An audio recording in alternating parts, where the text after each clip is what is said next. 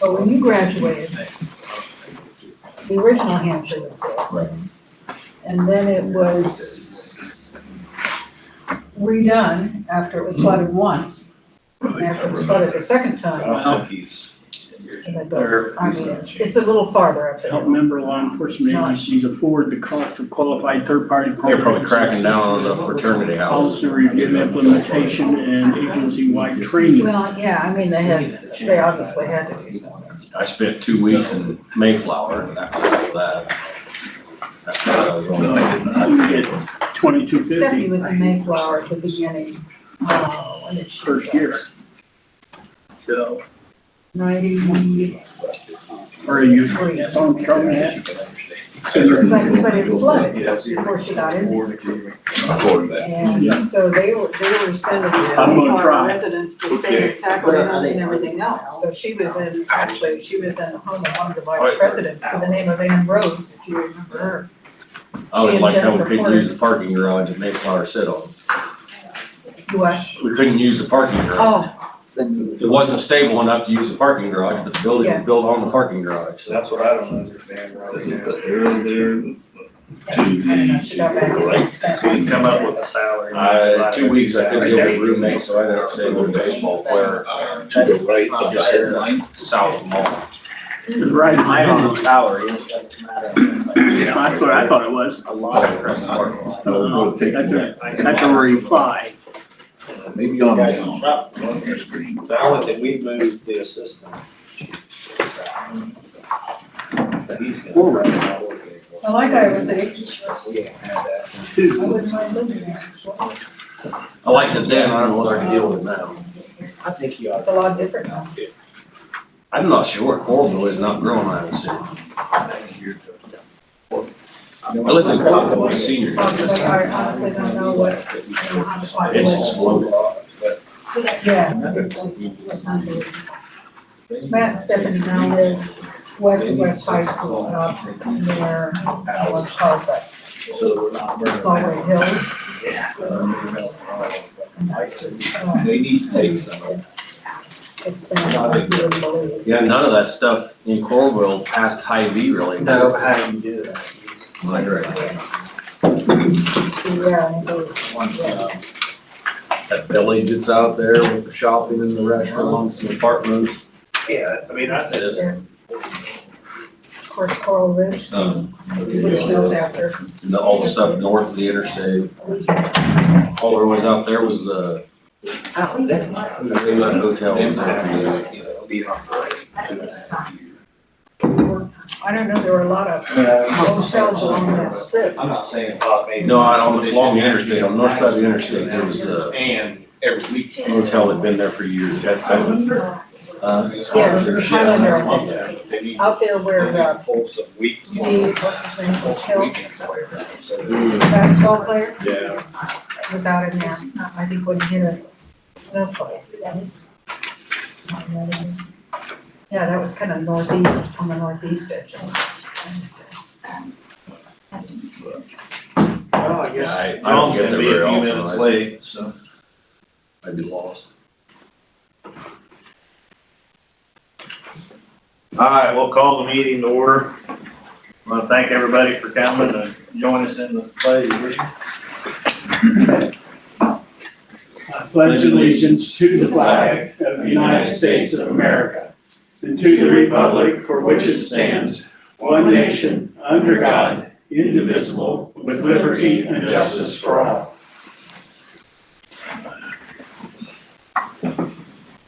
Public comments? Mayor, got just a procedural thing. Chris isn't going to be here till about 7 o'clock. He's got one item on the non-budget agenda and one item on the agenda that, budget agenda might come early. Just ask that we postpone those things until he comes here about 7 o'clock. He's got his kids at a wrestling thing tonight, and I guess there's a senior Senior night. Senior night. Yeah.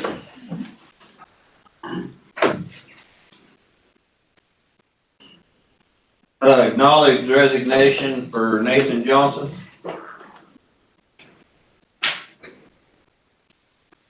He submitted his Just submitted the 3-line resignation, he's letter. gonna go to Tumwater. Next Thursday is his last day. Somewhere off those. Tuscaloosa, I mean, yeah. Chief, do we do like an exit interview with those guys or anything? We haven't, no.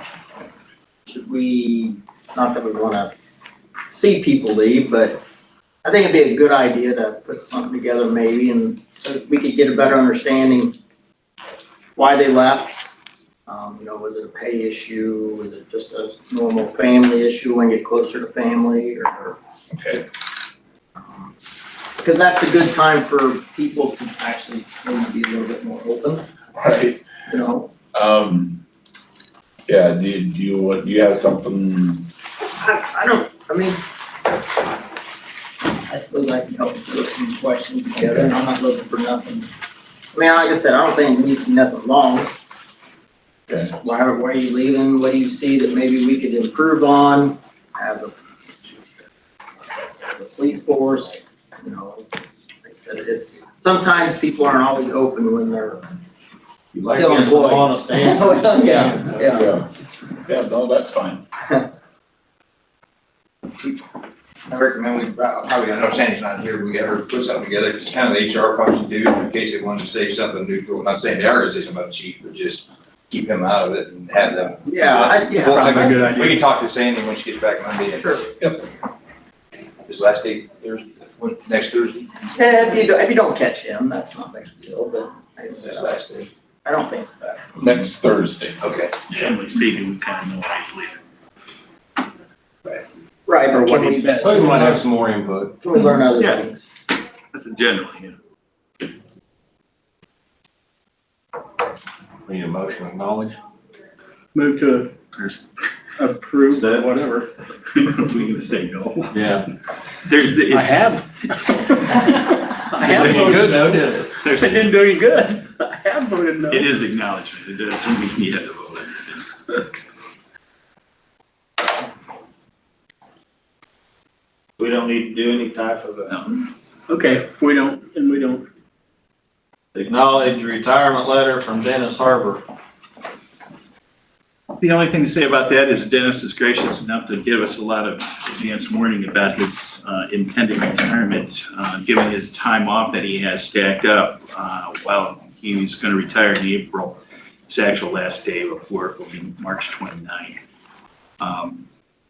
I think it isn't so much Dennis is leaving as concerns that we have about filling the replacement. And we're not prepared to talk about that tonight, but I think that there's some issues that we're going to have to confront here about that position.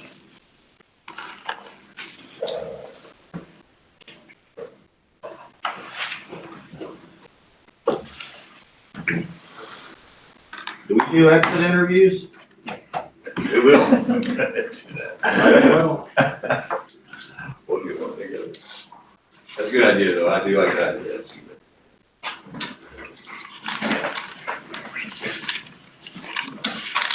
approved pay plan for police department. I was directed to pull apart the police pay plan from the management pay plan. Other than that, I really haven't made any changes. I hope that I've given a little bit more information for clarification. This pay plan is based upon what would be considered the typical practice in the public sector, particularly as it relates to local and state government. It is based upon principles of fairness and an acknowledgement of value of the position. It is also acknowledging that this is a standard that I think would be comparable to other police departments that we're effectively in competition with, maybe those that are larger and nearby to us. This pay plan does not get anywhere near the salary of what other communities, a little larger size, but in our geographic area are making. It's just really trying to keep pace with what people are making in these other areas, even though it's noticeably probably $6, $7 an hour less than, say, Ottumwa. I added in here the police department administrative assistant. because that wasn't put on the last one. Her pay is comparable to what is being paid to AFSCME. In fact, it's not comparable, it's exactly what's being paid to AFSCME. And in Sabrina Yankee's case, when she was promoted this past year, she was promoted at actually at 37,149, because that is what she was actually making at the time of her lateral movement. She had an anniversary date of August 1st of 16, and as a result, she actually started out on July 1st at 755, but the AFSCME plan bumped her up to 37. So where she is next year at this time, assuming a 2% increase, would be 37,877, and then in 2020, when the next increase is scheduled on July 1st, that's still to be determined, ostensibly indexed off of whatever the settlement would be for AFSCME in that upcoming year. I've also been a little bit more definitive in the people that are just now working for us. When I say just now working for us, it's Trent Baker, Alyssa Murray, Dalton Johnson, and now that we have a vacancy, we have to figure out what's going to happen there.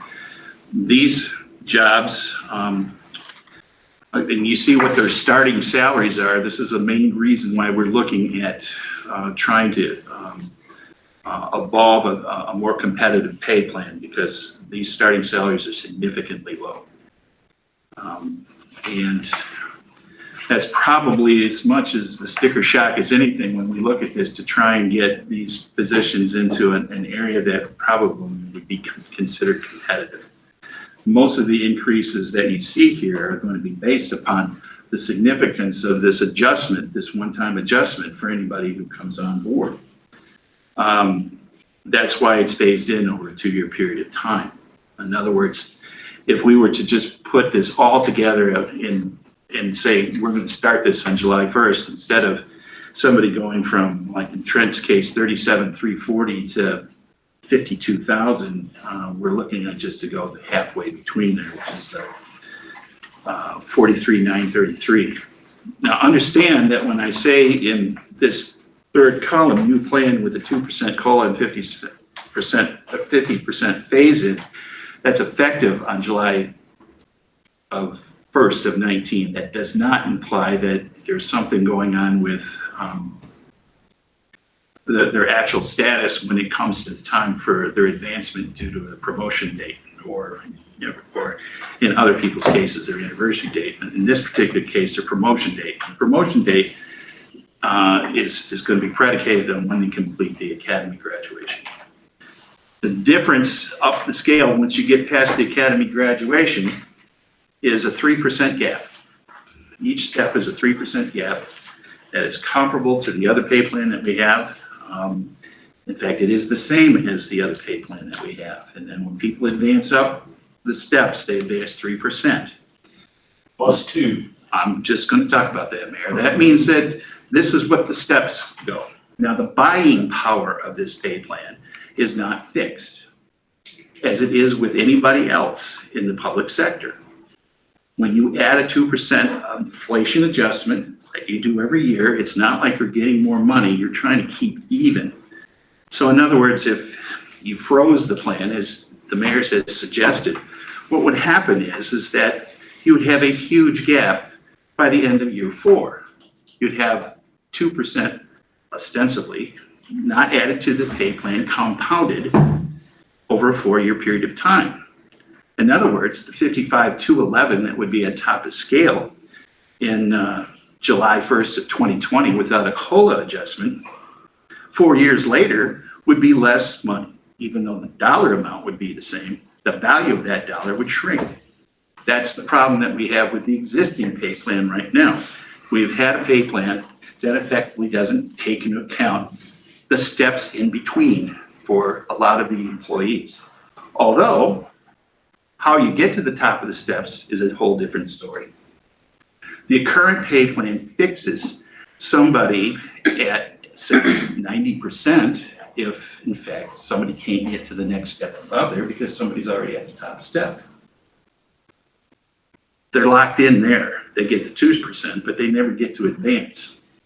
That implies that whoever is the longest term employee in the organization has the most value. I would challenge the council to thinking about that because most recently we just advanced in a promotion someone that had less tenure than someone that had more tenure based upon the number of years of service. I don't have anything else to say about this other than the fact that I think that this is a fair plan. Where's the administrative assistant at? Where's Sabrina? I have it on this. She's not on my sheet. Hold on, we got, she's not here. Okay, I got it right here. If you got your computers, I can advance it to you.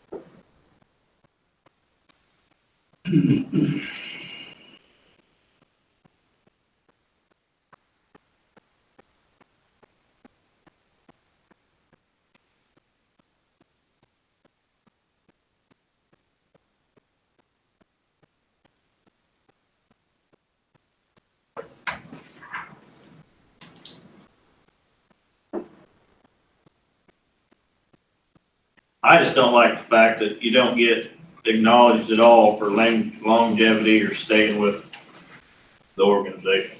I think that is completely wrong to not pay somebody that's been here 20 years more than somebody that's been here 3. Whether you think they're valuable or not, they are. They got a lot of knowledge and a lot of information, a lot of stuff that you don't credit nobody for, and I don't like it.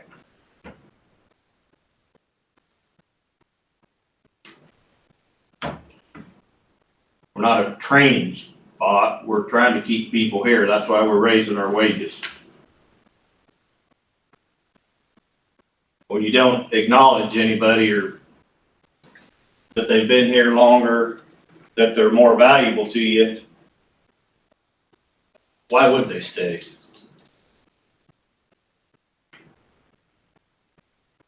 Same could be said of the city employees. That's what I'm saying. Everybody, nobody gets acknowledged at all for longevity. They value the job, not the person. I don't do that. I value the person. What you're saying after we get them to the top of the scale, then we start paying them. I think there should be, the scale needs to include longevity. Longevity plans have notoriously been considered ill-conceived by anybody that is dealing with pay plan because they do not acknowledge what would be considered fair and equitable based upon how somebody does their job in a particular position. The fact that somebody is valued less at 15 years doing the same job as somebody at 18 years just doesn't make sense. Okay, what about the guy that's 20 years and the guy that's 3? That's where I'm At at. the top of the scale is in this pay plan, which is 4 years. It suggests that this is a job that what we're going to do from the standpoint of what we expect them to own and understand this job is going to be about what it takes to have this job fully under their control and understanding. Now, And you expected that guy to train the younger guy and do his job plus train the new guy. Now you're gonna pay the new guy the same amount as him. the only thing I'm going to say about this, Mary, is that your suggestion is that we wait until we let people freeze in their step. What is the top of scale for somebody that's 3 years behind? Because as the cost of living expands, the gap between the next step and the top of scale will keep widening and widening and widening. After 10 years, we worked it out on the board. It's like, what, a 20% increase? Because The top of scale's always, it stays the same number. It's the top of scale. And then you start getting 2%, you can't, so somebody, you don't change that number. but that's right. So somebody who's at top of scale and then keep getting 2%, 2%, 2%, the cost of living of that number is going to be frozen. And then when you get to top of scale 10 years from now versus somebody got top of scale now, that value is going to be less. They started What at you're the same doing, number. what you're saying, Mayor, is that the top of scale today is acceptable and that will get a cost of living adjustment. Somebody who gets to that top of scale 10 years from now will be getting a cost of living adjustment minus 10 years of loss of value in the dollar.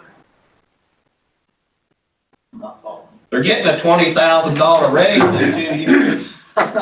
They're not getting a 20,000. They are too. In 2 years. They're going from 36 to 55. That's because we've adjusted the scale so that these folks can get into the proper scale. That's a one-time thing for these employees and these employees only. Once you get to that scale, the new people that we're gonna hire at the bottom of the new scale. We're not gonna hire them at 33. And the bottom of that new scale keeps going and going and going and going too. So in 10 years, you're gonna be starting at 60,000. I hope not, because nobody can afford it, but the fact of the matter is, what do you think that the top of scale would be then? Well, the top of scale is gonna be close to 70. What's the top of scale right now in the pay plan?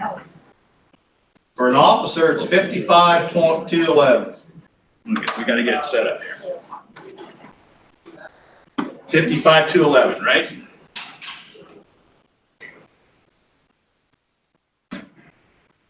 All right, let's assume that over a 10. We don't have to go into great detail about it tonight. We can- No, I think that we need to have this and settle it once for all, because we're trying to put together a budget.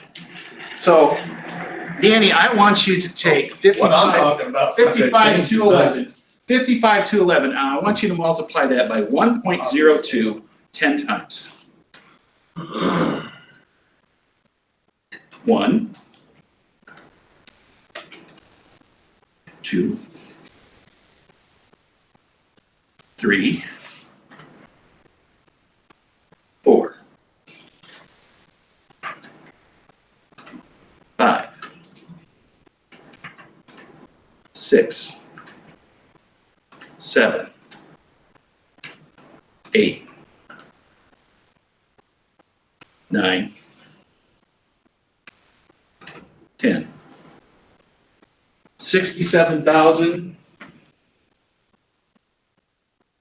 67,302. So in 10 years, that same position is gonna be $12,000 higher. Darren, you said the first job that you paid on campus was $5.25 an hour, right? Cost of living's gone up since then, hasn't it? You were probably being paid minimum wage. When I first started working, my first job, I got minimum wage at $1.60. Now there's all kinds of talk about raising minimum wage a lot more than the 7.25, because guess what? The cost of living has outstripped the value of that for a long time. But it's not, it's 7.25, so It's 7.25 in Iowa, and trust me, that is an issue for a whole lot of working folks. And if you think that 7.25 is a good value, I'm not going to debate that argument. The point is that pay plans don't do that. All right, 55 to 763. So what would be the step below this, Mayor? 53,062. 53,062. And what's the one below that? 52,040. 52,040. And what's the one below that? 47,645. 47,645. And that means that or you got one more than that. Well, That's there's a the step. 49,053 Right. that's in between there. All right, so to go from here to here, we all understand that requires you to pass the academy, which is more than a year step, but it's going to be a year. At least, and probably 2, but that's the way We this figured it about 18 months. 18 months. So we're going to go from 47 to 52 once they at the academy. In fact, there's a step. Isn't there a 54 in here? Nope. No, I'm not looking at it, so I didn't read. So It's my understanding, Mayor, that what you're saying is that somebody is hired 10 years from now with this plan in place. They would come in at this number right here, The plan didn't change, yes. but that's the way you understand it, that there would be no percentage increase. Okay, if we're talking about bringing in somebody at 47,645, and right now we acknowledge that 33,000 is way too low, what do you think that number would look like 10 years ago? 33,000, it's way too low. How are you going to keep pace with your market if that number is frozen? And these numbers in between. And when you hit this number right here, then you're gonna start giving 2% increases, and you're gonna be $12,000 behind this one 10 years from now? Who would wanna be here? You froze the plan. You froze the wage scale. That means that at the day one that you start this thing, it becomes obsolete. I have nothing else to say.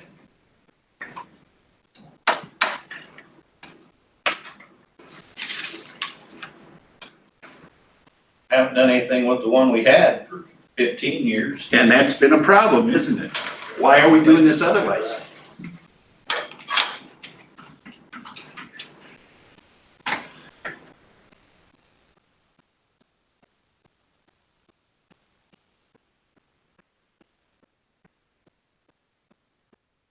I just think there's another way to do it where they're not getting an 8 or 10% raise.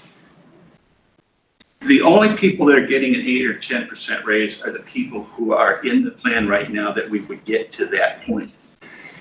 Once you get to this point, and once you hire somebody new at $47,000 level, there's not gonna be any big jumps. They're gonna be jumping at 3% gaps in those years from here forward. I know, but in 10 years, that 47 is gonna be 60. Yeah, that's because the cost of living has gone up It's during not that gonna period go of up time. that much. 2% is less than the average of what you'd expect. Okay, but that's fine. I just don't like it.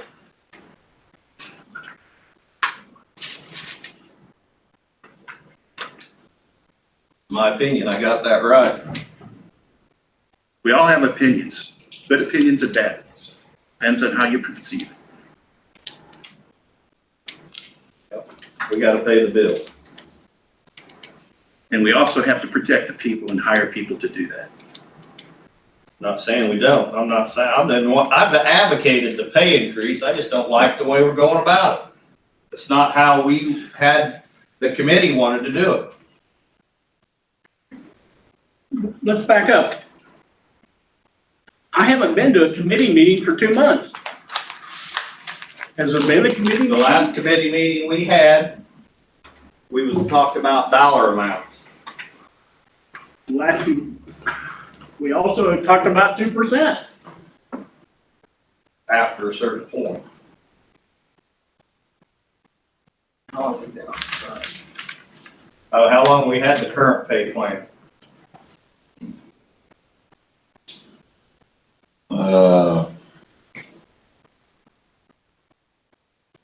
I want to say 5 years, but I could be mistaken. What is this per hour? Gary, when you research this, how many years have we been under the current plan that we've been going under? Is it 5, 6 years? Is that? I think In the it's a little ballpark. bit more than that, but I would say somewhere around 7 or 8 is what Sandy was telling me based upon, it was something that Jason Cole kind of put together, but Okay. yeah. And understand that maybe then 33,000 was a good number, I don't know. But it certainly isn't now, and it certainly is killing us versus what you'd see in other area communities. You know that, chief.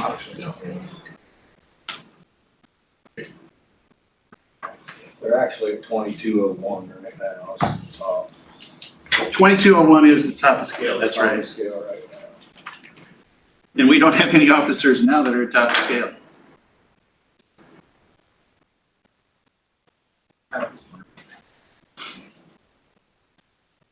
$4.53.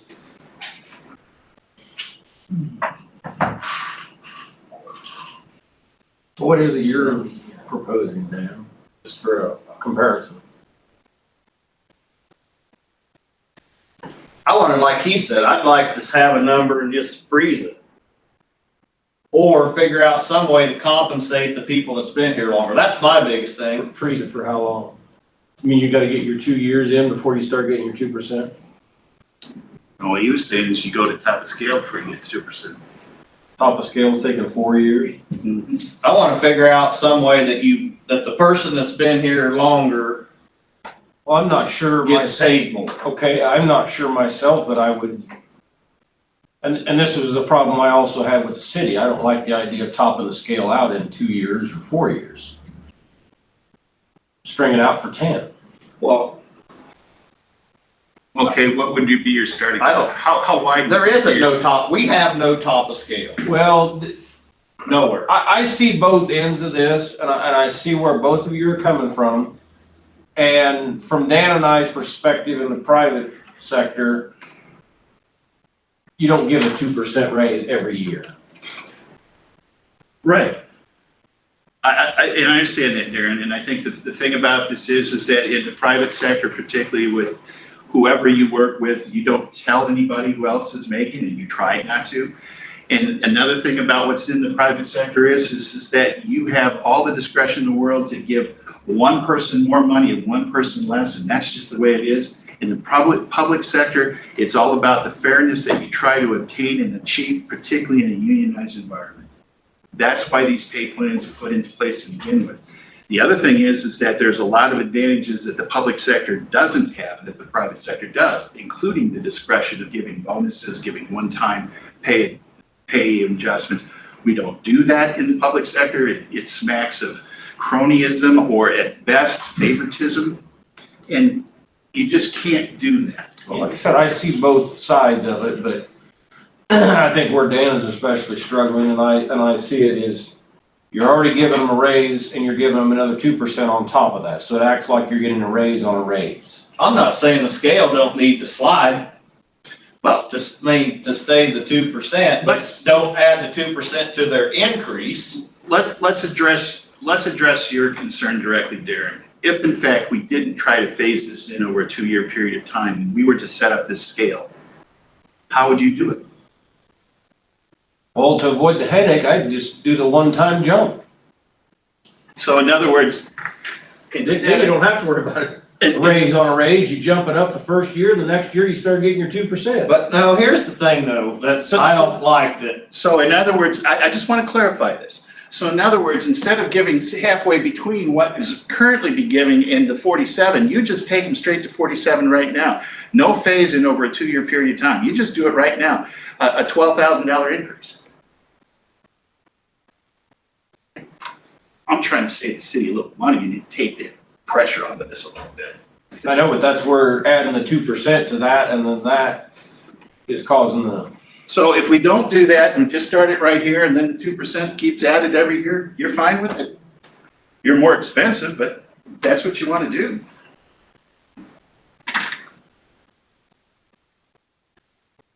All I was trying to do is phase it in over a 2-year period of time, and the jumps would be smaller. That's all I was looking to do. I'm just trying to settle the argument. I understand.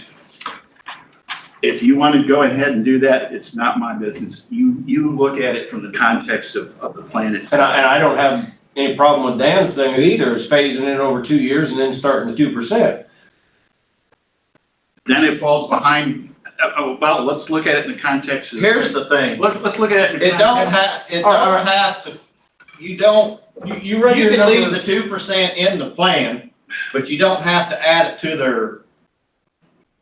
Run your number the other way is, Which number, Darren? don't start with your phase in, Okay. wait the 2 years, and then run out their 2% for 10, or for 8. See what the difference is. All right, so what'll happen, what you're saying is If you that. were to eliminate the don't- 2% during the phase in, Okay, we eliminate the 2% during the phase-in, so what'll happen is that over a 2-year period of time, these numbers would go down approximately $1,500. All of these numbers would go down but approximately. then run your 2% for 8. I wanna see what the difference is in the number. Well, All right. I mean, what you're saying is take the 2% out. Mhm. It would be one number less. 67,302 divided by 1.02. 65,982. About $1,500 less. 65,982. In other words, you're not putting up 2% in, you're gonna wait for that in 1 year. That's what it is. Does that cure some of your bills? I think we need to freeze the police department scale until everybody gets fully vested in it and then start the 2%. And it's only 2 years, so you're not gonna fall behind, then everything moves 2%. Well, basically, that's what that is. You freeze 2 years. No, cause that 47,645 next year is not gonna be 47,645, it's gonna be 50,000. 50,525. No, that's got some, That's a you got a step increase. Okay. 47,645 times 1.02. What's the amount of your raise 48. you're going at? 48. Yeah, but you did, we got a 2-year jump in there, so you gotta do that again. That's 598. What was the total percentage of raise you're going for? There isn't a percentage. What we did What was the number how did you come about your number that you were gonna go up over 2 years? we looked at it, We looked at it hourly. I can explain that real simple. Yeah, I can't explain it. Right now, let's look at Alicia Murray. She's at 33,675. All right? That is what she is making right now. If nothing changed, and you multiply this by 2%, what's the number, Earl?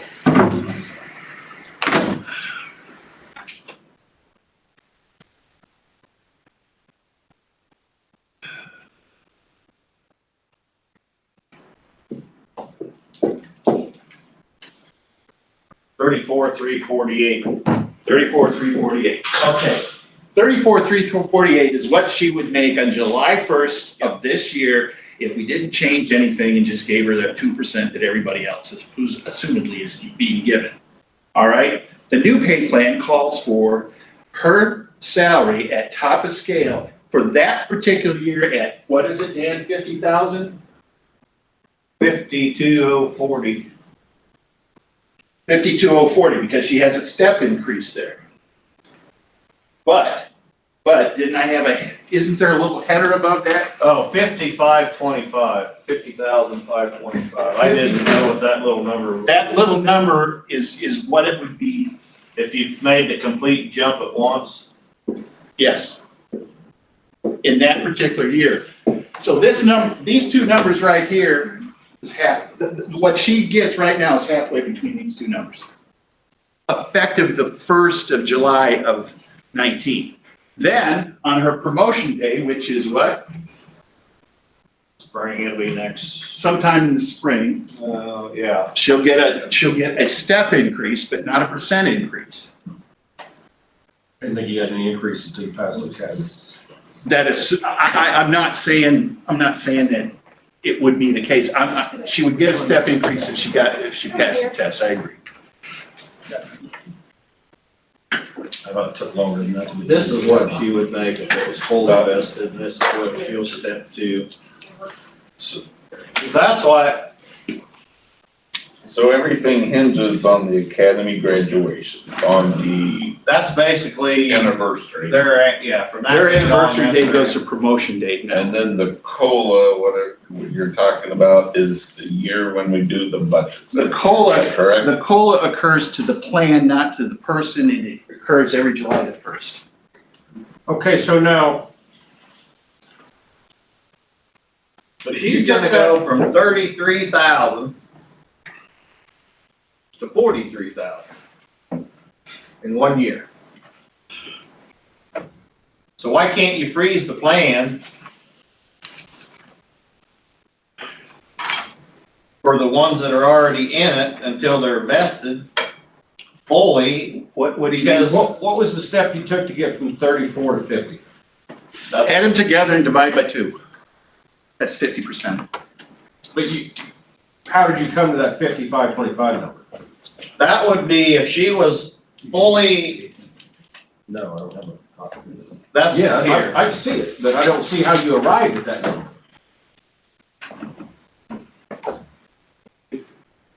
This is the scale as of July 1st. That's what she do right there. Okay? Take that number.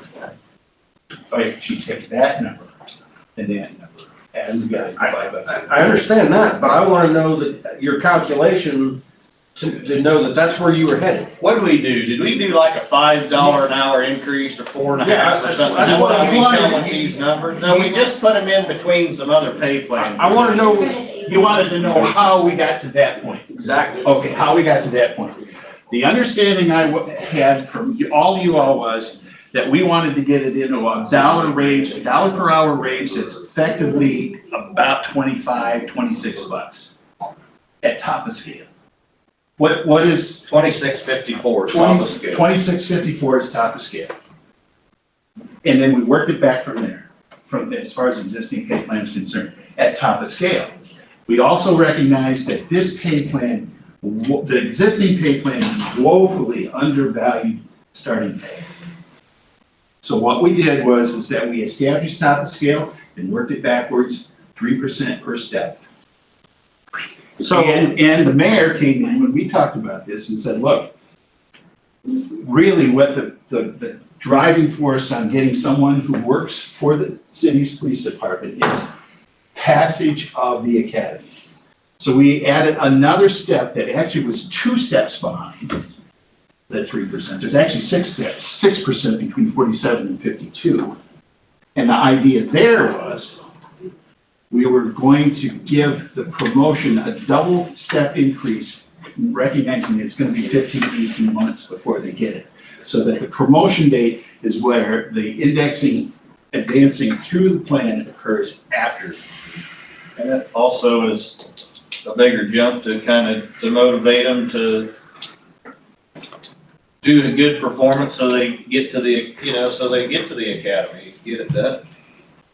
Well, some of that's on us too, because we kind of schedule them based upon how they're doing so far. And in addition to that, availability and our need as far as staffing is concerned, because we can't have everybody at the academy at the same time.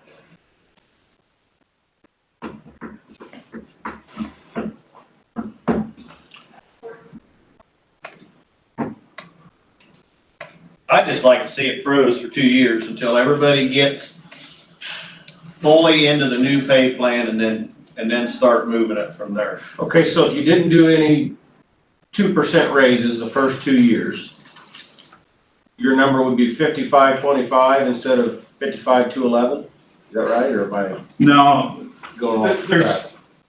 there's 3% between these.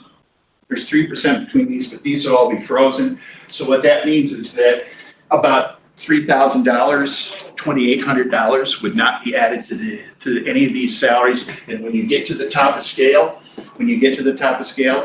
you'd already be that money less than what you had it today. That's a way to look at it. I mean, you're not less, you're still more, you're just. Well, I'm talking about it from the standpoint of what your market is. I mean, you're establishing your From the market. standpoint of somebody that doesn't get cost of living increases. But somebody that comes in 2 years, it'll be increased. Say again? I said at the end of 2 years, you can add your 4% to them numbers to fit them into your scale. I just don't think if we're already giving them 8,000 or 10,000 a year, they need another 2% on top of it. So you're saying that I'm not saying we can't keep the scale going, but we don't need to give the money to the people. I see where he's going. In other words, freeze the 2% for the first 2 years, then in the third year, you make up for the 2% that you had. if that's what you want to do, I mean, to be honest with you, that means that that last step is worth 7% plus 2%. There is a big jump too. No, that's not what I mean at all. All right. You write it out what I you suddenly want, got confused there. you write it out what you wanna put on there, and then we'll compare. I can move the, I don't need that thing to do what I'm doing. You write the numbers down on a piece of paper and I wanna see it. Well, I'm a that's the visual scale. I mean, give me my paper back. clean board, Mayor. This is the scale, what was up there before. person. What is it you wanna change about it? Well, the first year, they go to that 43,933, and then the next year, they're at 52,040 Because of the step increase also. because of the step increase. Okay, so when everybody's fully vested, which they're gonna step over and up, so actually 43,933 is gonna go to, that's year two, so they're actually gonna go to 53,062. And then from that, and then they got one more year to get to 55,211. But you can, I'm just saying for the officers that we have now, freeze the scale just for them. And then and this is their scale. What happens after 55 to 11? They get 2%. And therefore, they're going to be, you actually have lost against your competition. No. Because the scale itself is still moving. But the people aren't getting that 2%. You froze the scale. Oh, I'm done. Do whatever you want to do. After 4 years, it's froze. The top of If you don't scale, want to listen. the top of scale is established, and after that, it's only 2% or whatever the cost of living adjustment is for that year. Which is Absolutely. on average 2%. 2%, 2.5%, whatever, yeah. You're right. The last 10 years, it's less than 2%. Last 10 years, I don't know. I mean, since I've been here, it was the same cost of living adjustment. The problem is that the scale we started with was way too low. Last 10 years, 1.94%. But whatever. I just wanna see a number of what you'd make the The numbers are right here.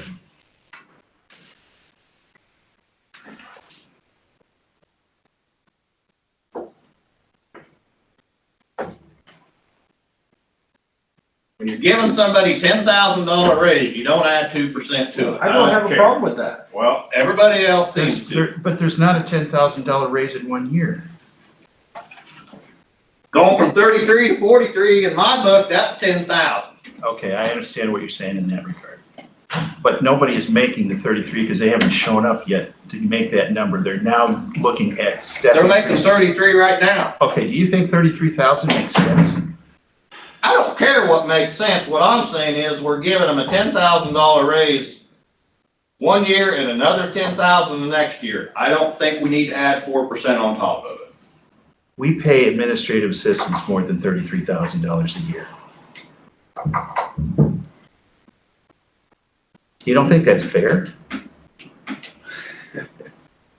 I'm not saying don't give them a raise. What is your number? The numbers are right here.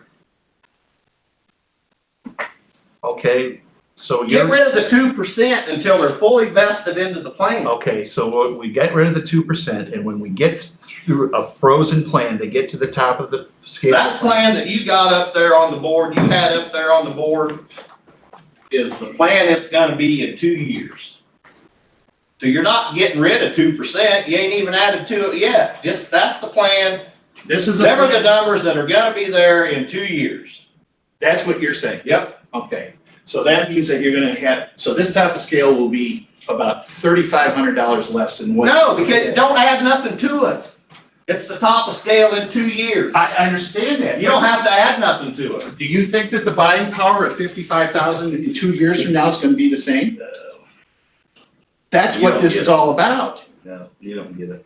I certainly get it. You're saying You don't get it. 55,000 is top of scale In 2 years. in 2 years. That's right. So And you got to throw those 55,000, numbers. and 55,000 is top of scale today. That ain't no different than you telling somebody that in 2 years, you're gonna be making twice as much.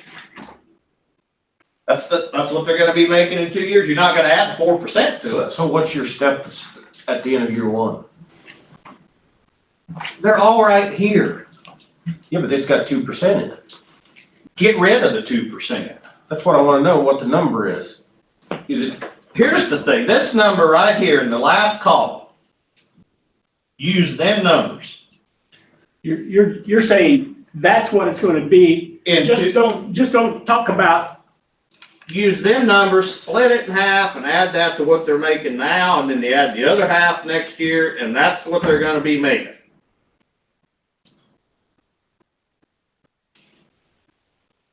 That number's already got the 2% in it. As of July 1 of 19, yeah. When this plan would come That's what into he's play. been saying. He's been saying, if you want me to take the 2% out, then it's a less number. No, it's not. The only number that's less, that number is only gonna be less 2% than what he's got down there now, because he's got the 2% added into it 1 year. But he just don't have it added into the last year. Because we don't know what it is yet. But I say, use them numbers that's in the last, and that's the new pay scale for the police department, but it's gonna take them 2 years to get there. To get to the new pay scale, Yeah. which is what we've done, is we phased it in.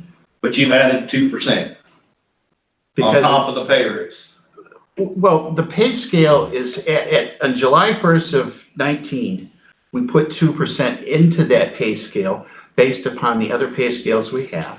Because let's say we started the pay scale today. Let's say we started it today. What would you do on July 1st? That's what you get. And when would you increase that pay scale? After they've been there for a year. So you would do it. I don't like giving people raises after they've been somewhere for 2 months, 2 weeks, 3 months. They don't deserve it.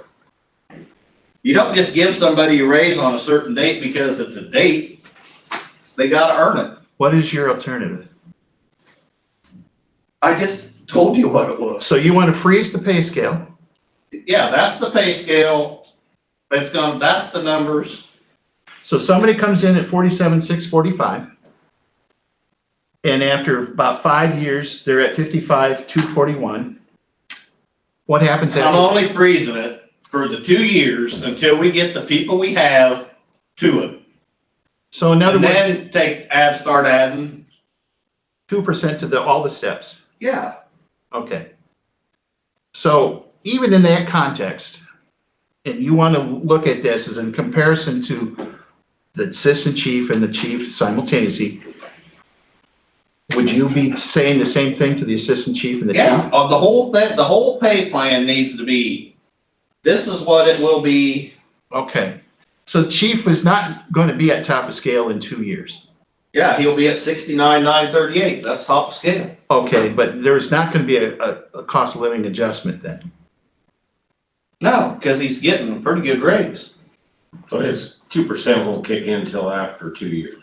Okay, But he's getting, Right, I understand. okay, so, I'm trying to follow you. so the chief's at top of scale. his top of scale starts at 69,938. The pay plan that we established, we all agreed that the chief should be at top of scale, comparable to the top of scale of the highest paid employees in the other pay plan, Yeah. okay? Those employees are due a cost of living adjustment likewise. Are you not going to give a cost of living to anybody in the pay plan? You know what? He's ahead of him. He will not be ahead of Yes, he them. will be. He will not be. Yeah, because they're both at the bottom. Dan, he will not be ahead of him if you freeze the scale on him. My police department's is a different scale. It's a whole different pay plan. I don't have anything else to do. I mean, I've done what I've tried to do based upon what I've been told. I don't have any other result here other than the fact that I don't understand why. I don't know what you're gonna do at top of scale then.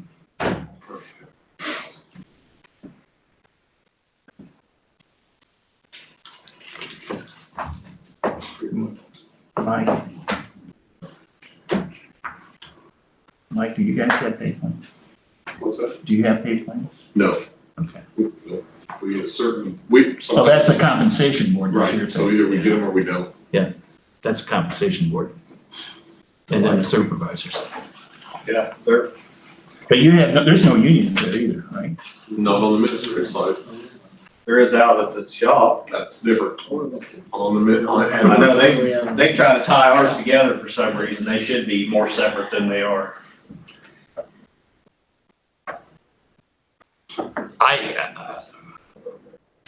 I think our management pay should be done different than just whatever matching the union is. Also, In other words, we should get less. I didn't say get less. Well, you got it set up, you can't get any more. Because that was considered by the council that approved the plan as a fair and equitable way of doing it. For the union. No, for the management people also. Well, it's just because that's how it's always been done in the past.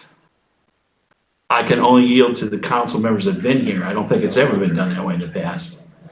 It's always been that way. There has never been a pay plan for management until now. It's always been that this management always got the same increase as the union. Okay, then do it the same way with your police pay plan and with management, because that's what's going on now.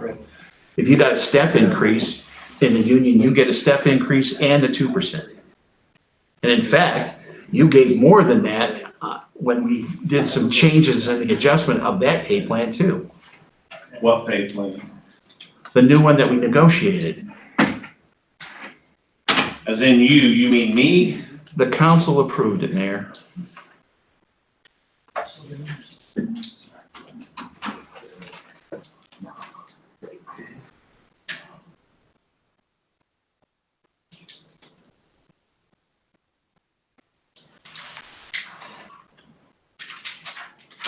Well, all I can do is voice my opinion. That's what I've done. The council can do what they see fit.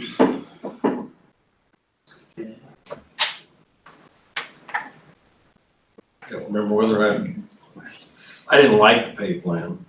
I don't know whether I voted for it or against it, I don't remember. I don't like the idea of going from starting to top it out in 2 years. I don't like the fact you don't get paid for longevity. I would suggest that if you think that We don't have one employee that would not agree with me on that either. I would suggest that if you think that we need to put a longevity plan, I beg that you talk to your peers in other cities. I beg that you talk to labor attorneys in this state. County does it. does what? They don't give straight raises across, they're public, they don't give straight What do you- raises to everybody. Some might get one, some might get two, some might get three, some might get none. No, my deputies that have 14 years in, well, their deputy status makes the same that have been there 2 years.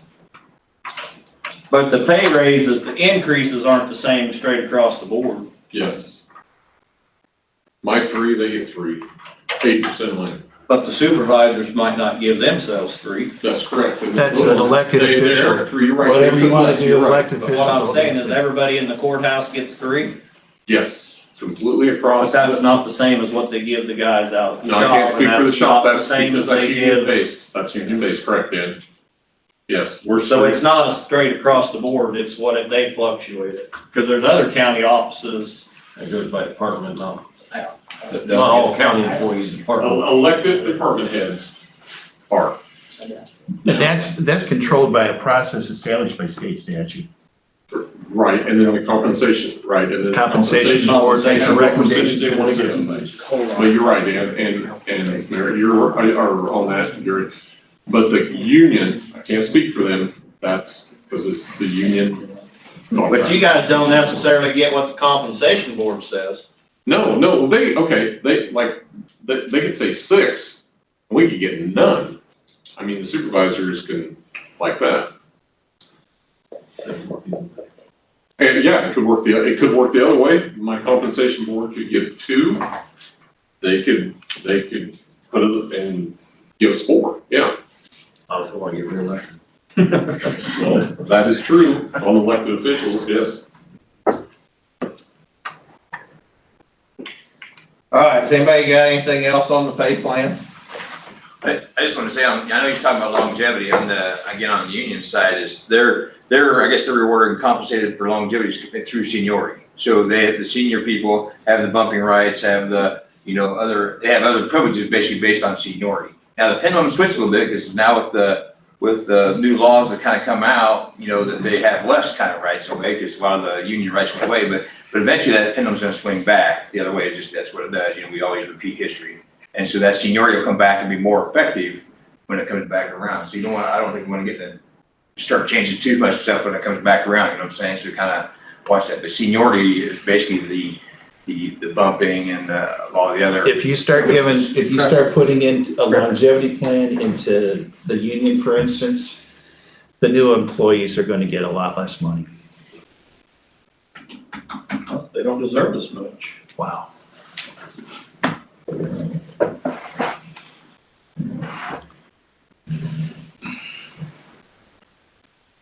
Till they get the knowledge and put the You think a years man in. that has been there 2 years deserves the same pay as a guy that's been there 15 years? If they are performing if you think that we ought to add more steps to the pay plan, would you add them to the top or to the bottom? Step's a step.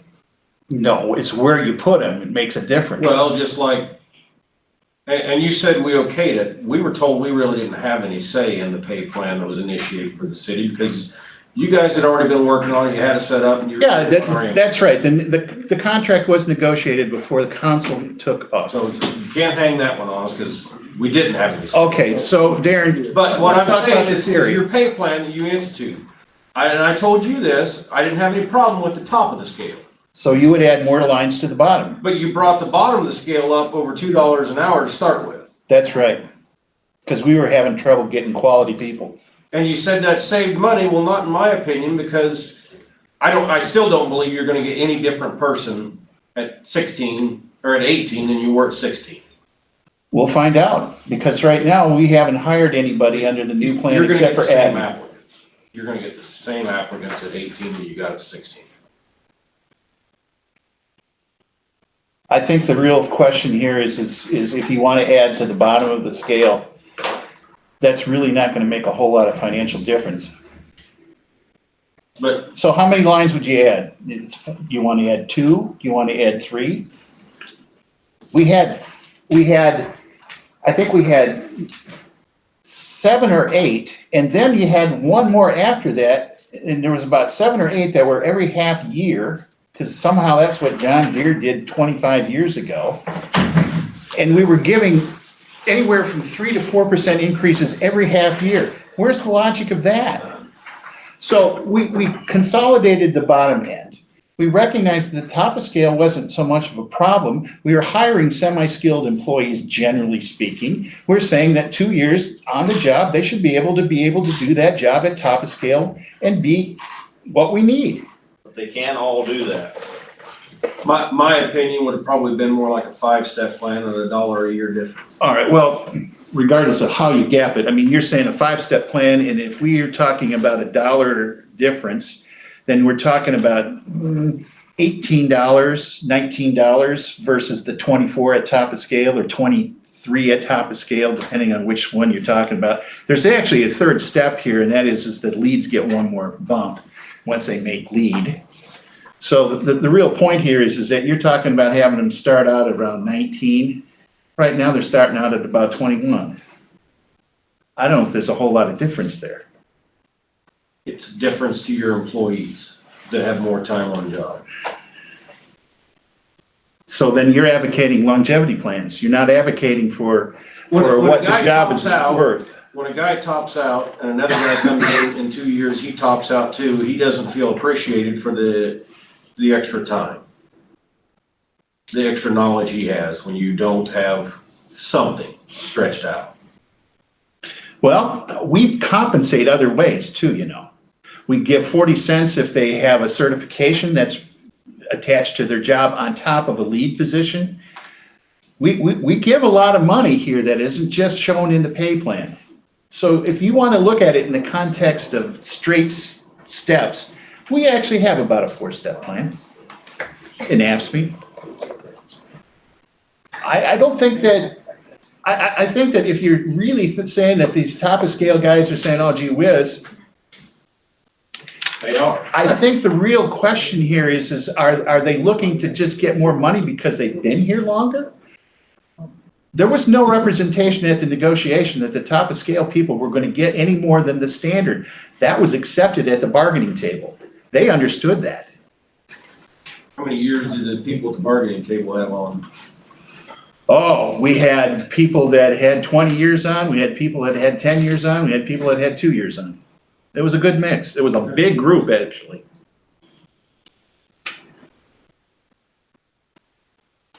I mean, I'll tell you, one thing that's interesting I've heard is that for no reason whatsoever, there's times when people retired that the city would just say, here, have some more money. I agree with that. I'm not worried about what they used to do. We're talking about what we're doing. Well, I'm just saying that maybe that's the expectation that some of these people have, that in the past, somebody Never had got some of anybody that. say they wanted extra money to go home. I've had a lot of complaints that I've had hitting arounds about that to me. not say it's not been done in the past, but I don't think it's a good practice. don't agree with it either, but I don't agree with somebody that's been here for 20 years not getting paid a little bit more than the guy that's been here for 2.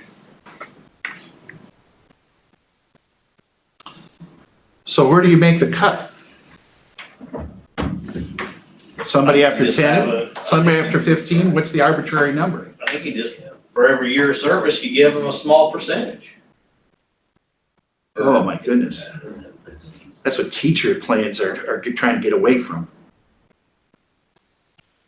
It don't matter what we come up with, if you don't like it, you're gonna blow a hole in it. We're just trying to negotiate and come up with a plan. I'm just trying to- we like. I'm just trying to tell you what the standard You don't is. like percentages, and now you want to add a percentage back in. Well, I just well get to learn to like it percentages, because nobody likes dollars. If I could do a dime, I'd be okay with a dime. For I those can guys with understand the dime. longevity, Huh? for those guys for longevity. For a dime a year for every year of service? A dime an hour a year? Yeah. Wow. So somebody's been here 33 years gets $3.30 more. per No. hour. Yeah, that's what it would be.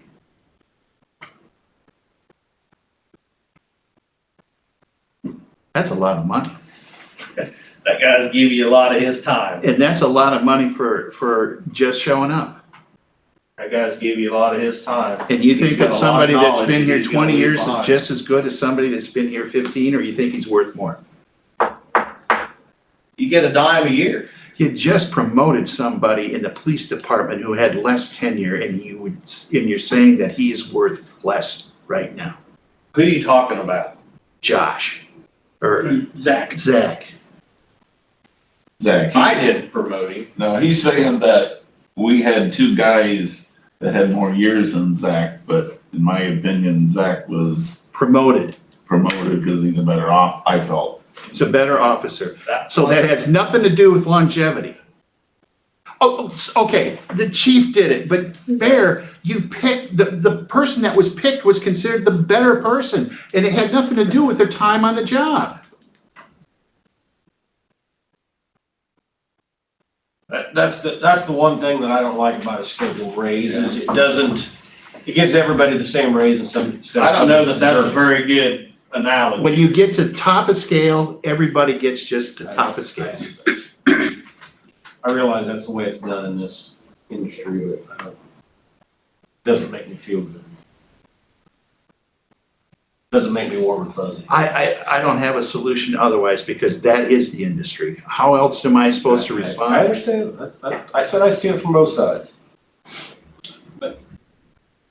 At risk of opening a can of worms, can I say one thing? One way we do reward longevity is in time off.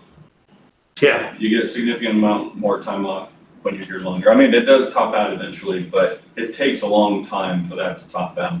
So just a thought. 5 weeks at 15 years or 20? I don't know the number. I think it's at 15. How many do you get at 20? No more. Oh, see, so you're not really awarding longevity. Yeah, but past somebody 15 that years. comes in No, gets not 2 past weeks. 15, that's right, whatever the number. In fact, the there is first a week they top. get, So the you're not first year they really get promoting nothing. longevity. The first year they come in, they get nothing. Then they get 2 weeks. I'm okay with them getting nothing the first year.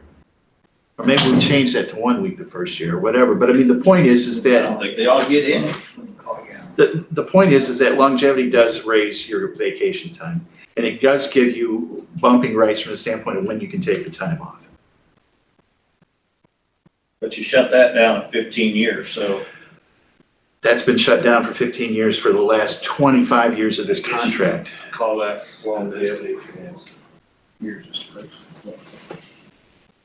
State of Iowa put on some of these caps because some of the things like longevity plans have screwed up the way we make compensations. That's why some of this has gone on with these caps.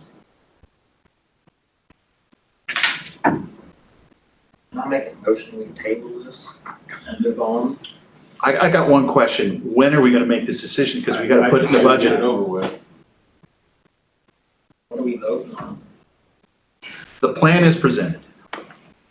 Start there. Then make amendments if you have.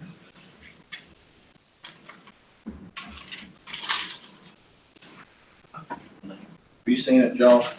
Yeah, I've seen it. Comments, John? We haven't heard from you. Oh my, Got a good oh my, a bad oh my? it's this. I don't really have an opinion. We had people that put together a plan, I thought, and I'm willing to listen to another argument, but we've got a plan here. So what part do we not want? If we don't want it, what are we gonna change? I'm glad we're doing something. That's commendable. I think we're gonna get them there at some point in time where they need to be. I think some of them are, we've lost good folks. They've went on, and we need to stop that. And so I think we need to compensate them. It's all in each and every one of our preference, what we want to give them. And I quite frankly don't have an opinion other than we need to give them a bump. I'm with you. Yeah. And I would prefer what come from the committee was agreed on in the committee or two separate plans come Yeah. to pick from. Yeah. Instead of having the argument here, but.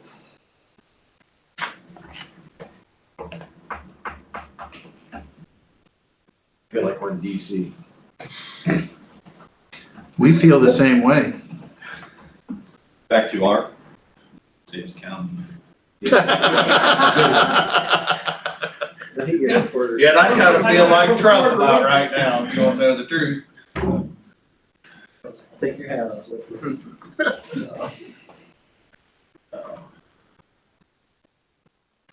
All right. Any opinions on a change that would be different from the plan?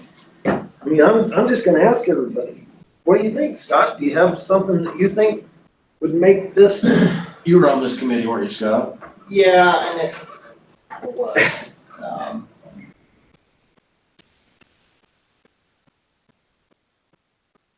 Part of this committee, do you want to go with this plan or do you want to tweak it a little bit? Just for context, the mayor came up to me and asked me to do this, okay? If you want to do something else, that's on you. That's fine. I don't think it was worded quite that way. I'm not even gonna go into that. so I mean, you've heard both sides. Right, all the so arguments, Zach you've got brought an in opinion. a lot of good information. And clearly we were underpaying our officers. We agreed, I wish I had those papers. We agreed kind of to a figure.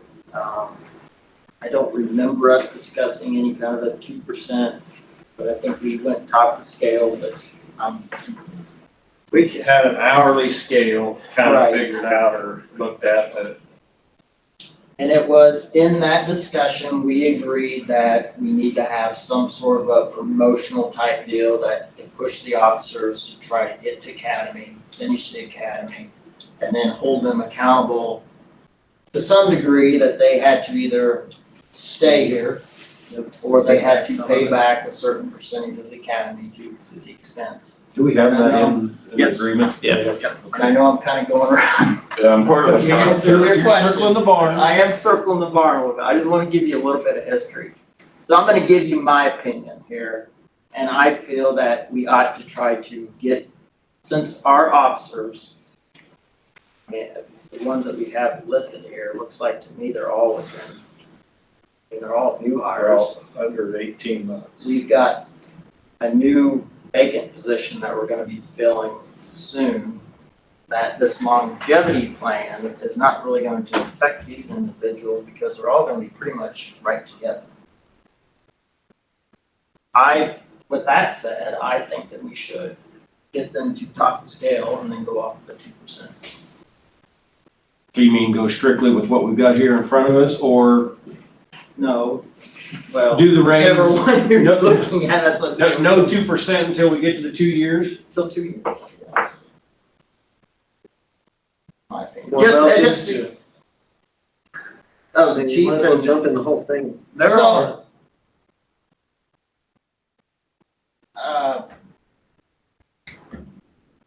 it looks like to me a pretty good raise. I mean, 1 year to. For $5,000 raise. That's just my opinion.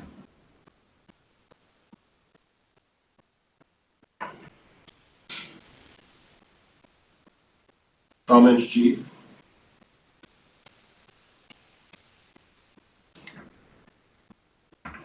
We're not meeting yet, Sean, we're just. No, I know. It's all confusing to me. I'm not right.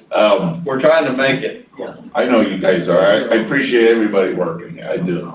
Yes. I can't tell you how much I appreciate, you know. I'm just trying to figure out, I just don't want us to get in a situation like in the past what I've had to do. I don't want us to stagnate and then me having to come here in 4 or 5 years if I'm still here and say, oh, I need a raise because, you know, we're losing. I just don't want us to, I just want us to be sure. So in other There isn't words, no way for it to stagnate. if we freeze the 2% for the first 2 years, in other words, we would take, you're at 57 now, you would go to 64, and then your 2% would start, is that right, Gary? Is that how that would work? No, in his particular case, because he's top of scale, all we're saying is that at top of scale, you split the difference between what he would be at top of scale next year and the year, the following year, because it's just a 50% increase. It's not like you're getting, I think Sean was what, $9,000, $10,000 all at once, or 12,000? I don't have the number in front of me. 12.5. 12, and, okay, so all we did was we split the difference next year with the 2% built in. So that was how it was. So in other words, if we done this, I think the way I've got Scott going, in 2 years, you would go from 57 to 69, but you wouldn't get a 2% increase until after that 2 years. And then if that's the case, Don't start the 2 years falling behind. We all know that, and okay, But that's And- only and I- for the employee. I know where you're going with that. So, and the reason I'm saying that is because, and excluding chief and assistant, but we got 4 officers that are, their start dates are within a year. So there's not gonna be a huge gap. I have no problem with that. I'm just curious You to might not see. run into this issue. Okay, you until- just take that issue under your salary. You're looking at yourself. That's saying that you're gonna, in 2 years, you're gonna be at 69.9. Yeah. And you're not gonna get, that's when you're gonna start your 2% instead of, Yeah, and Next that part's fine for me, I just. As long as Getting it's, 6250 Yeah. in between, so. yeah, no, that's perfect, I mean, it's good, but I just, for the officers on the scale, well, I mean, they're gonna get their raise, it's just, they're gonna be the same way, they're not gonna get their 2% the first 2 years, it's gonna kick in after that. They're gonna get more than. So they're gonna, No, yeah, but they're not gonna get the raise plus the so 2%. July 1, they're gonna go to 43, which is 10,300. And then the next year, they're gonna go to 52. But, and they're then, get- they're 2%. And that's an 8% raise right there. That's, I'm just, I mean, that's almost 20,000 in 2 years. so is that something you can get behind, Earl? I just want one question answered. Do you want to pay the chief the same as Danny and Chris, or do you want to pay him less? He's gonna be paid off this scale right here. I understand. Now, do you want, without the 2%, he will wind up getting less than Danny and Chris over a 4-year period of time. We're not even taking that in. This is their scale. Well, I see where he's going. But actually, where they're at in their scale, by the time he gets to here, they won't even be there yet. Oh, I think they will. They'll get close, but what will happen is they'll pass him. They're They're in the first year. They're gonna go to the center, so that's, And they're scheduled to get the 2%. well, they're gonna be at 67. He'll be at 69. Right? we haven't approved that yet, though. The plan's been approved. It's just whether you put 2% into it. But he'll still be above. He'll be at 69. What'll be in 4 years, Jared? What will be in 4 years? Yeah, but if he starts getting 2% in 2 years, they'll even out. Yeah. He's gonna start getting 2% on that number the same time they are. Well, this goes from, But their scale will be increasing by 2%, not their steps. Their steps will be increasing 2% after. See, I'd like to do 2-year this for the whole freeze. plan. You have to have you're gonna have to change the resolution. Change what?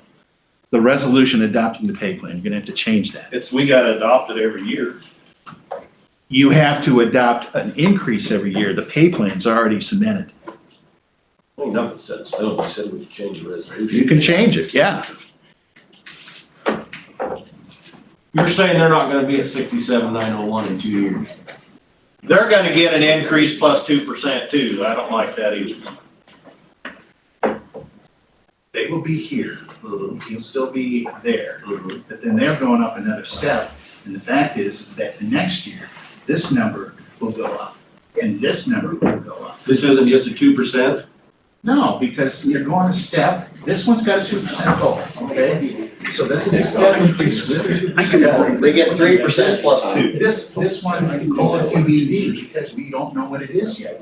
So this is gonna go up. I can go for, Let's say it's 2%, that'll go up, that'll be the same as the chief scale. I guess I didn't realize they were getting step increases as well. I didn't know they were falling behind like the police. I know, but that's the people. then they match up.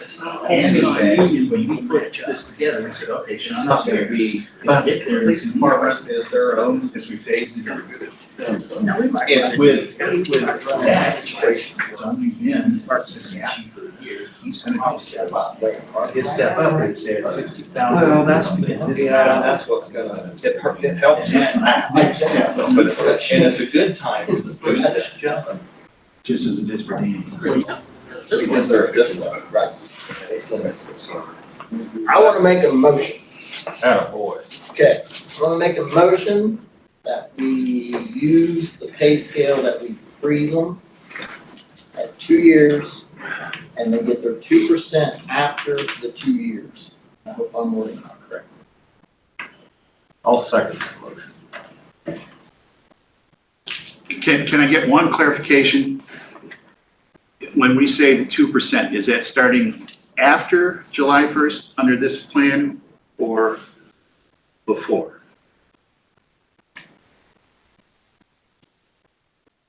we need some clarification on what you're trying to say. He's wanting to know if they get the 2% before the step starts. No, Okay, so this then, plan here is the plan. Basically, you're shooting for that number. You gotta take the 2% I just gotta out know of when this you're number. starting the 2%, because the July 1st of 19, this plan shows a 2% COLA adjustment already in It it. will start July 1st of 2021. The 2%.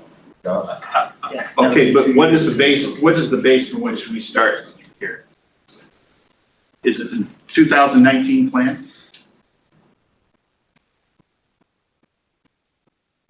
You mean, is it July 2019? Right. Are we using that plan for the, where'd you start off? On when they would go to 43, for two of them. That's, yes, Okay. because that splits it in the middle. I like that. Right, that splits. Wait a minute here, make sure you don't use the wrong line, or you're gonna be adding 2% to it. What I'm saying, So you're talking about the 34, 3 to 49. this right here has a 2% built into it effective here, okay? So if that's where we're starting from, then I understand what you mean, because if you take the 2% out here, then you gotta lower those numbers again. That's what you gotta do. Take the 2% out of that. No. Give them the 2% this time with it, and then from here, this. All right. This line here's got 2% already in it.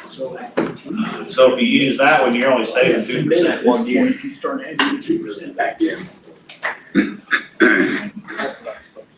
Yeah, but aren't you going for this number ultimately?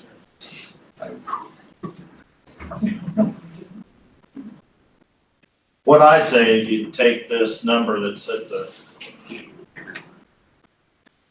in the end, if you take the numbers that's in the last column. Yep.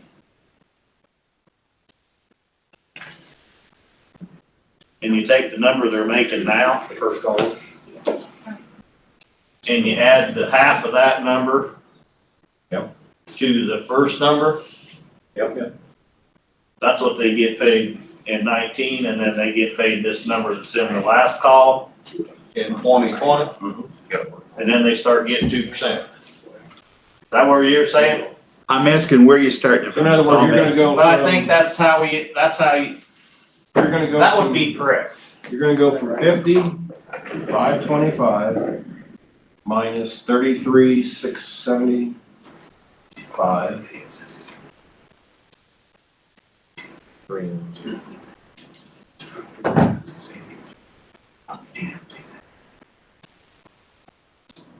So instead of 34,000, you're looking at 33,000.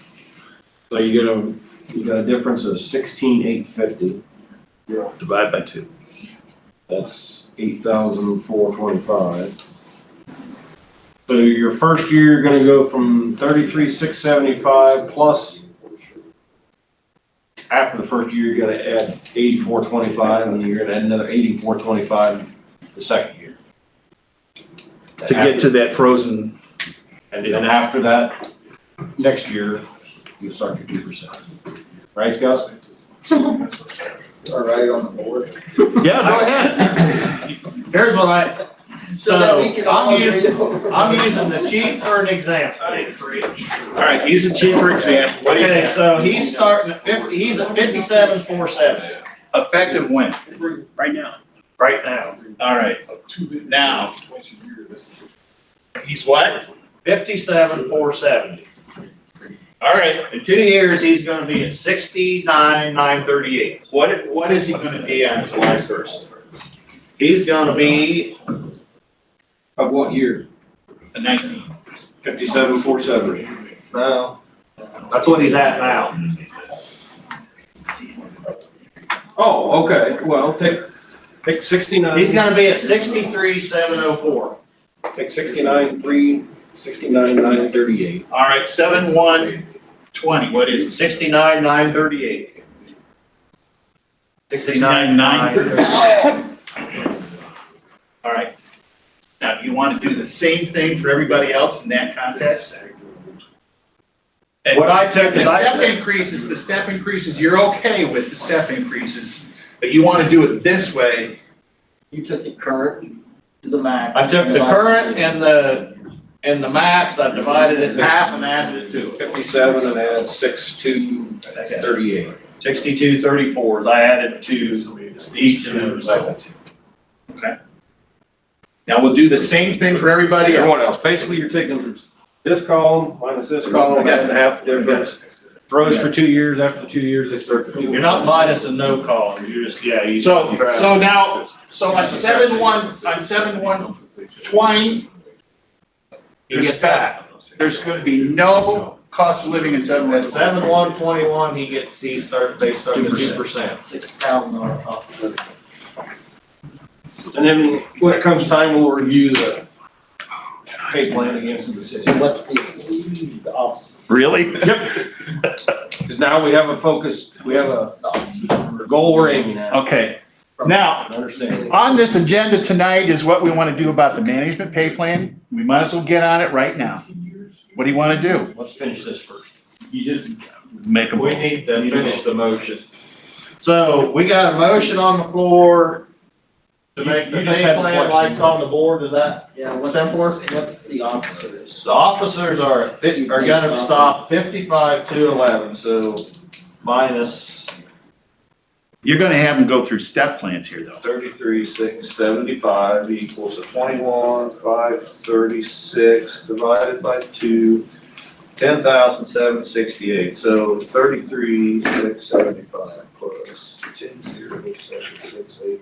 So they're gonna be at 44,443 on 7/1 at 19, and they're gonna Who be is at top of scale? Who is? officers. Okay, what are they now? 33,675. Okay, and when are they gonna be 7/1/19? Okay, so Alyssa is gonna be, that's 2 years, so it'll be 55,211. Okay, and That's That's what that's the top of scale. you want her over here. Yeah. Yes, All right, what is she here? 44,443. When we had 43,933. What number did you use?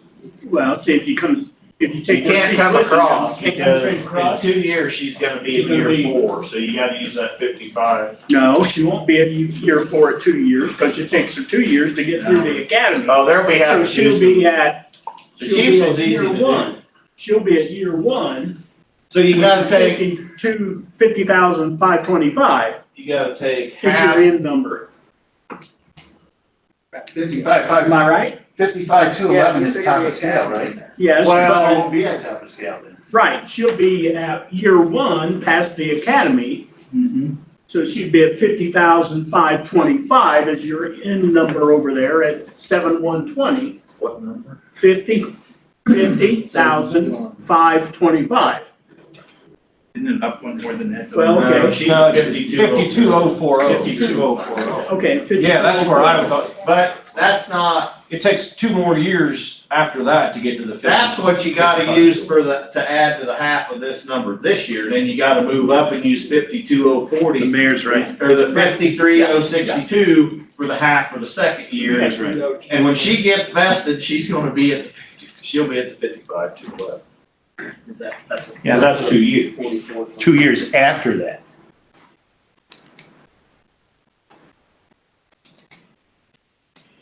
Academy graduation, so she will, when she gets fully vested in the plan, she'll be at 53,062.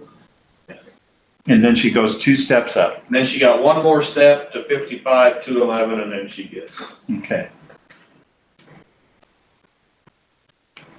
There's mud. I understand what you're saying. Okay. Now, that might be scary to the rest of you, but I understand what you're saying. It only took I an think hour and a half to get I think we're all on the same page now, aren't we? Finally. Finally. It took a while. So Scott motioned, I second. I just don't think I didn't We think had this discussion. I got frustrated. That's okay. I understand what you're saying, okay? What you're doing is that you slowed down this rate increase. Okay, that's your choice.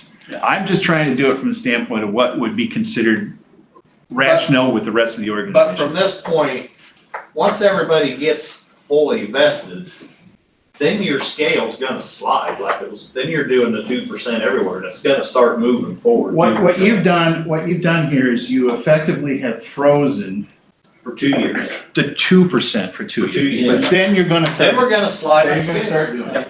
And that's not gonna have an impact on people going up this. No, cause somebody in 5 years, if they start, they're gonna be at 47, 645 plus 5%, 1.025 ton. Okay, we've got this hammered out. Do we need to see it finalized on paper before we vote yes on it? I agree that you should, but here's what I suggest, is that you're giving me direction to do this. For the, you can use it for the budget. I need it for the budget. We'll bring a resolution. And back I next want meeting. one more clarification. We are now going to hire somebody at the higher wage. We don't want to do that. So what's going to be the starting salary for the new vacant Starting position? salary is gonna be wherever that question, whatever that question mark would be, plus half of the other question mark. What is the answer to that I question? can give you the answer to that. Well, 42, well, right now. Should it be this- 33,675 until the first of 2019, or July of 2019. Right, but then what are we going to be? 42,857. Okay, That is half of, It should be 47,645 minus. Okay, what's 47,645? Well, Dalton just got hired. yeah, use all numbers, so 33,675 equals 13. You haven't missed anything. Divided by 2 equals 69. 33,675. 42,100. We're almost done, I think. Have a good beer. At July of 2019, it was 40,000, 40,660. I took Dalton's 55.25. You can't, Dalton should be at this vacant spot, cause that's where Dalton's at. Well, you This used is starting, 47. he's got Dalton one line up further than he should be. so what you do is you take that one and that one. I use this one. Not this one. This one. Use that one. Here's my number. That one and that one divided. I tell you what. That one and that one divided. Oh, you had the 47 or the 50? Yeah, the 47, okay. No, but I'm, we've been invited out for coffee sometime. 40,660. I got my math. What's your number? mathematical way too. What is it? 40,660.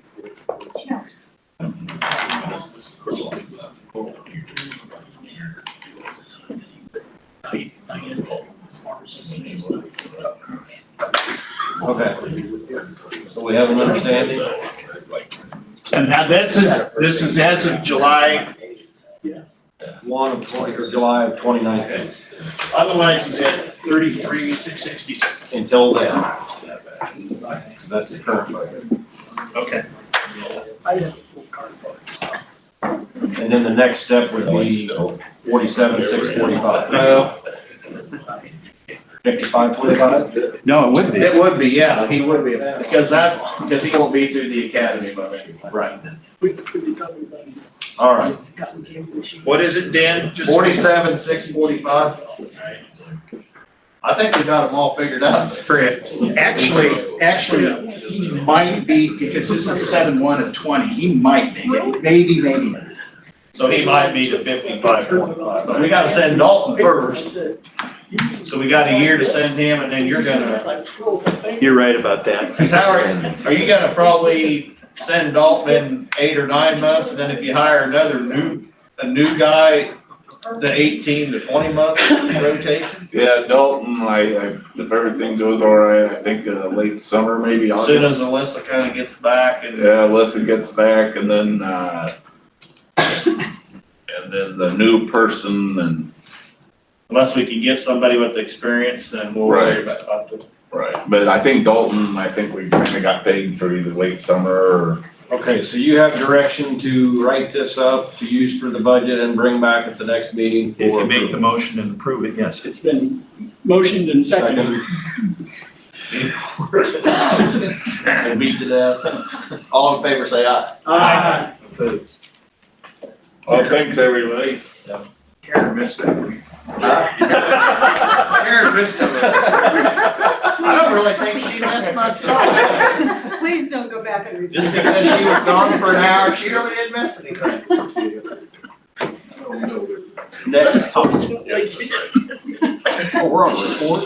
Chris is back, we can go back to, we haven't, I even got to him yet. I know. Do you have anything else until we get down to budget for reports? No, but Chris does. Well, you're before Chris. Yeah, I said no. Okay, so Chris, What do you want me to do well, now? Danny's first. Well, I give my time to Chris. I'm good, man. We You just need to leave talked it about again. this, what we're talking I about now. want you to do Utah. Utah, okay. You'll bear with me for a minute. No. We're pouring up there. Yeah, we wore out our berry. You want to play for some snack or that?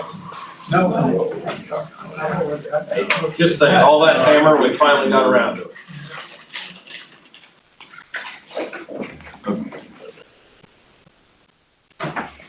It was a good discussion. So you guys asked me to come back with kind of a plan on Utah. What we talked about, who the team would be. I assumed you'd like to see some finances on it. So that's what this is.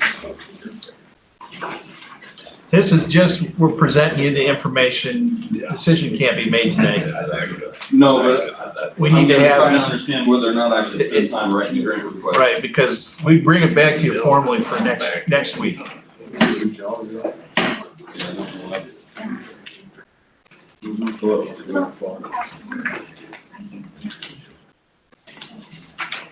Hey, you guys want one? Do you want one?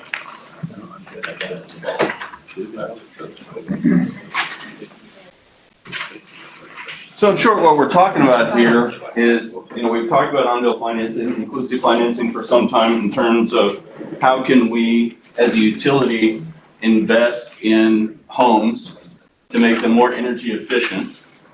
And as a result, it'll reduce our costs of power, it'll reduce the customer's cost of power, it'll upgrade the housing stock and help make the homes that we have more, just a better living quality, right? And we're not talking about doing this on a onesie Tuesday level. What I'm trying to get us to is where we're talking about 200, 300, 400 homes in the next 2 to 3 years. So I'm not talking about doing this piecemeal. What this accelerator would do, the idea is it would bring together our team that would include, or the proposal that I have is it would include the mayor, the city administrator, and myself. And I'd like to look at Jen Cronin, because she understands some of the energy industry, plus she understands marketing. And one of the things we sometimes do poorly in this is communicate. So that's locally who I was looking at. Jeremy Karen he's been hired by the Association of Municipal Utilities to help communities do energy efficiency. So he's been reviewing energy efficiency rebate programs to dole out, and we'll come back and talk about that later. Ann Kimber is who we work with a lot at Iowa State that helps me find researchers that are interested in helping us solve problems. And she's got a couple of people that are doing this kind of work, residential energy efficiency. I mean, Ryan Cook, you should know from leading the Cadmus group that is doing our energy independence template work. And John Michael Cross has been working with us for a number of years on trying to develop this on-bill financing and knows this kind of work inside and out. It's about, I'm guessing about $2,500 per person once you add the $1,700 for the event, plus I'm budgeting really conservative, $800 I think is way more than you're gonna need for transportation, but I was trying to give a high estimate rather than a low estimate. As far as money that we've sourced right now, there's about $5,500 left, excuse me, I said that wrong, $5,700 left over in the Energy Independence Community Demonstration Grant that we could apply towards this.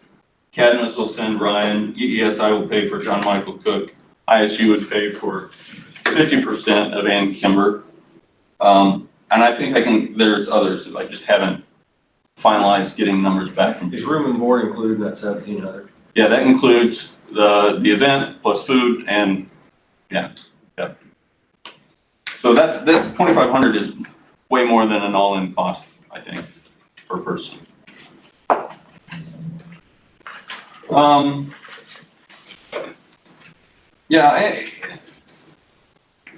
This is the kind of thing where, look, we don't move quick on many things here as a government body. It's tough, and utilities don't move quick.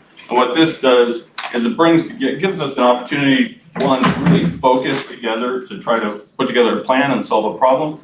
But it also puts us in the same room with a lot of other people that are trying to solve problems too, and share some ideas and jumpstart thing. I mean, that's why it's only accelerated, is to get you kicked down the road faster than you would if you're working it on your own. So, and I think, the fact that these people, to me, it says a lot that I've asked all of these folks if they would be interested in attending, and every one of them was willing to donate their time. Not one of them said, hey, if we're gonna go out there and work on Iowa, or work for you and help you solve your problem, we wanna get paid our wages while we're out there. They were all happy to put their time in doing it. So, what I'm looking for tonight is feedback in terms of how does it sound? Does the team sound good? Should I move forward? I think we're gonna I believe this would be a very competitive application. So we don't have to pay you while we're out there then? Hey, you want me to take vacation? I'll take the vacation. I've got plenty stored up. I don't take much time off. Yeah, in fact, it'd be right at a time where he needs to burn it too, because he I'll be. had to It carry, ain't like he wouldn't be getting paid, he'd just be using vacation. That's right. he had to carry some over last year. This is past that mark, so I'll be starting fresh. I know, we could probably be burning it then too. If you can get it down to this 5,500, that'd be great. Yeah, Well, I think we're already there. We're already at that 5,500. That's what I'm saying. Yeah, and I'm confident I can get more, so. I think that's a heck of a deal. I think it's a great deal. I think it's highly worthwhile. How about the team components? What do you think about that? It rains that week, you go on there. Probably have to have you signed up before. Well, so actually, I have to narrow it down to 7 in terms of submitting, but as far as the actual, we can play around with who actually goes. I mean, they want it solidified probably 30 days out. I mean, I don't think we can wait till the last minute, but, This was what, end of April? April 30th through May 3rd. Unless you're gonna give me 5 working days. Start soon. Hope you're working on I'm gonna if I can. Your pre-working days start soon. No, I got a box to do in the city. Short on working days. Well, with this proposal, I'd make a motion, we approve it. Nope. We'll bring it back next time, but if it sounds like that's the case, then I'll bring you back to fill that application that you can approve at the next meeting. Yeah, I don't have any problem with the people, if one of the other councilmen decide they'd like to go, we might want to slip one of them in, but. I would like to see at least one council person go. There you go, Scott. Take some of John. Yeah. Take some of that. Yeah, John so you Deere just- vacation. Like I said, we can be flexible up until Go. after we submit the application, so. Yeah. All right. I can check around, but I'm not gonna do it. I think we can make it so you can go here. Okay, so I'm gonna move forward. Okay, thank you. Maybe if I get started. We approved that contract once, we can change it. Which I still haven't got. You got anything, Jeff? I'm doing good. I just been penciling on my budget, waiting for guidance, so. You don't have anything, Danny? You're good, Fire Chief. Council, anybody have anything? The only thing I had Chris put together a list of items throughout the whole year that either we didn't get a decision made on, we tabled the decision, and some of the things we need to make a decision on. We need to make a decision. So throughout the next, we'll probably wait till March at some point, but we're gonna start putting some of them items back on the agendas and get some decisions made, because they just got lost in the shuffle, and it's stuff that needs to be done. And so we need to we're gonna start putting them items, anything that didn't have a decision made on it, or just lack of emotion or anything, we're gonna bring it back up and at least vote it down if we don't wanna do it. So, Can I make a suggestion that we talk about the list in one agenda item, and then if we have to make some real action, it could probably take some time to do it? yeah, I mean, we can put the whole list together and go through it and say, okay, yes, let's do this one, no, let's don't do that one. Yeah, let's do that. Have a kind of work session type deal through our list, and then we'll put them back on, but. The whole We need to council do got a something. copy of it, so everybody knows. Do something with them. All right, with that said, is there any other public comments? Yeah, I want to say something. I was shocked that that's what our officers were making for putting their life on the line like that, $33,000.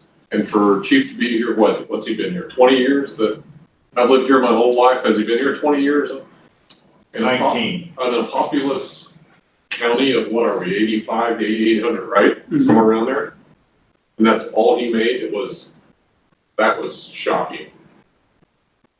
So I can see why maybe we're getting 20-year-olds applying all the time. And maybe now when we get to this comparable wage, this last person might even be certified when they come in. And then bump ahead of them on the scale. That's right.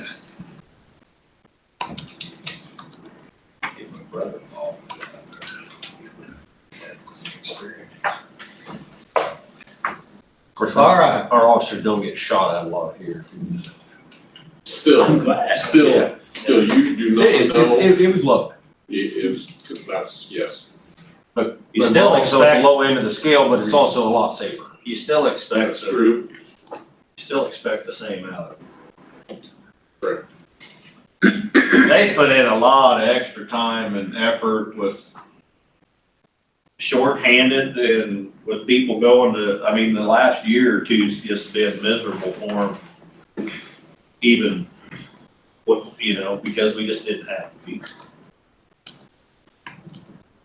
Well, you don't become a police officer or a fireman without having some It service to the community. It takes time to get where you're know everything. All right, anything else? Ready? We're ready for budget stuff. Well, given that it's almost 8 o'clock, I'm gonna suggest that some of this stuff we don't do tonight, because this took a lot longer than anybody anticipated. What I'd like to do is certainly focus on the first 4 items on this agenda. I think that if you look at the proposals under E, which is the proposed capital projects, the only thing I'm asking there is there anything else that we should add to this list that hasn't been included? I think it's pretty comprehensive. But I'm gonna suggest that we reserve that discussion until the next council meeting a week from now.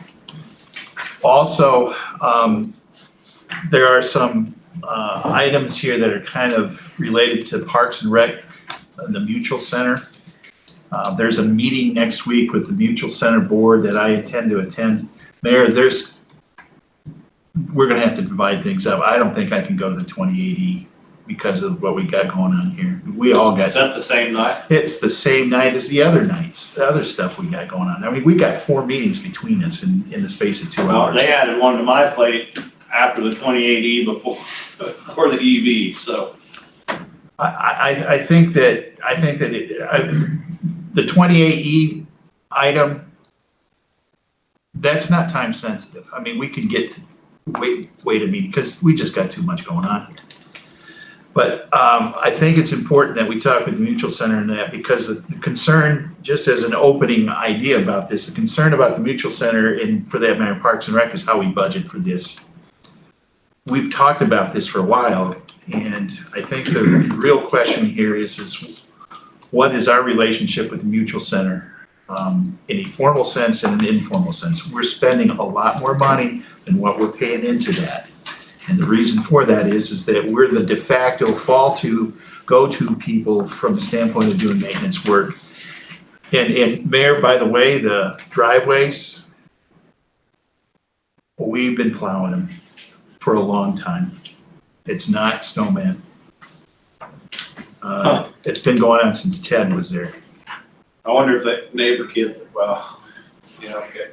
At any rate, it's worthy of a serious, it's worthy of a serious discussion. And in fact, it's one of the things that's on the list, Mayor, about this Mutual Center thing that, you know, there's something else that we're gonna have to do. We're gonna come up with plan B on this. So I suggest that we take that off the list also for tonight.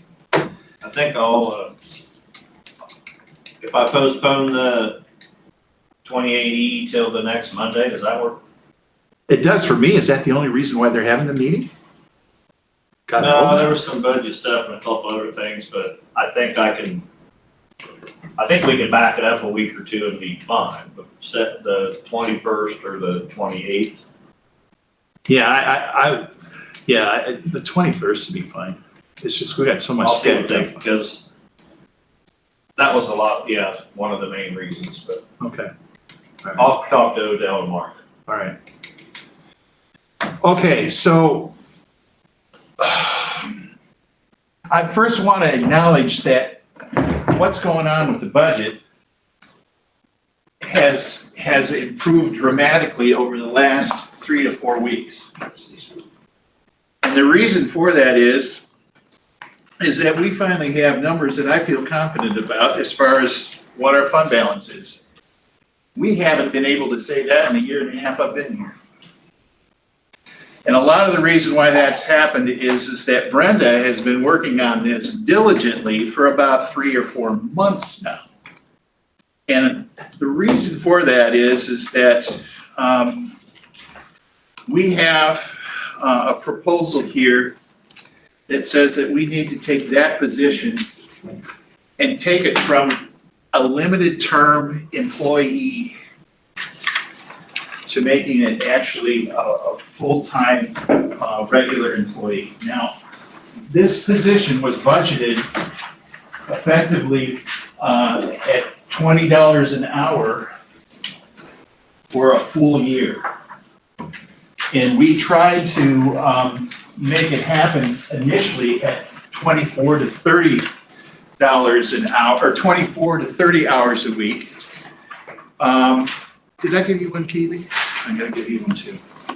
And we found out that by October, that just wasn't working out. Because once we started digging into what the problems that we had with our financial planning, it turns out that we were just woefully behind.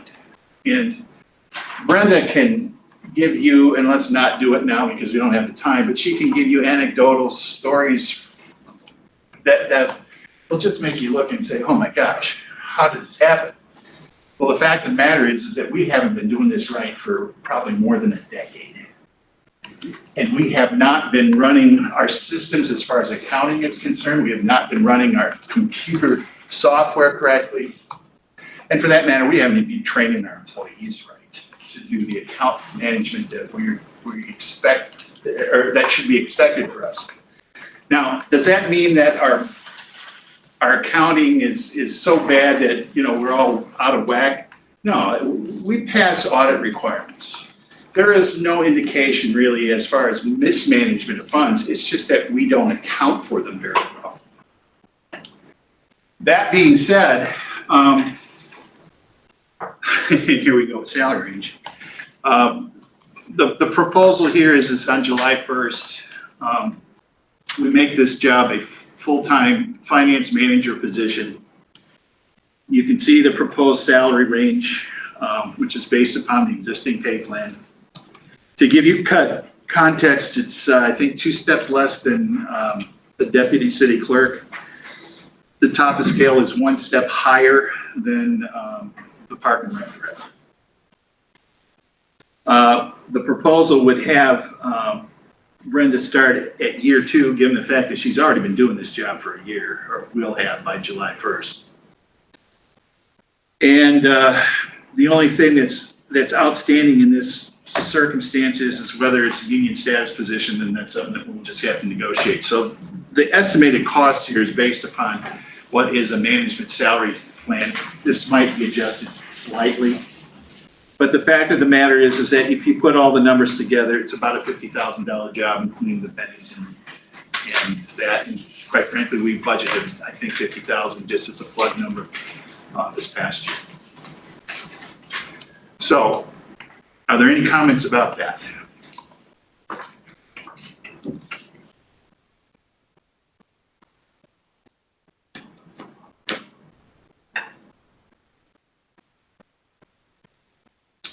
If not, I'd like to just have a simple motion that we can incorporate this into the budget.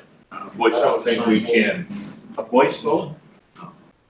because it's not on the agenda. Well, I'm just looking for direction. Okay, we can do direction, but we better not vote on it, because it's not on the agenda. All right, That's why I was. I understand what you're saying. I was hoping we'd have a little on the agenda. Well, I knew there'd be, but, yeah, we can, I mean, these would be tentative approvals because there is nothing here that is binding. Does anybody see an issue with it? No, we should have done it 10 years ago. So that's the only problem you got with it? Since John and I came on, or I came on back when I did, and since John came on, we've been asking for a better accountability, and we're finally getting there, so. So I guess, What took so long?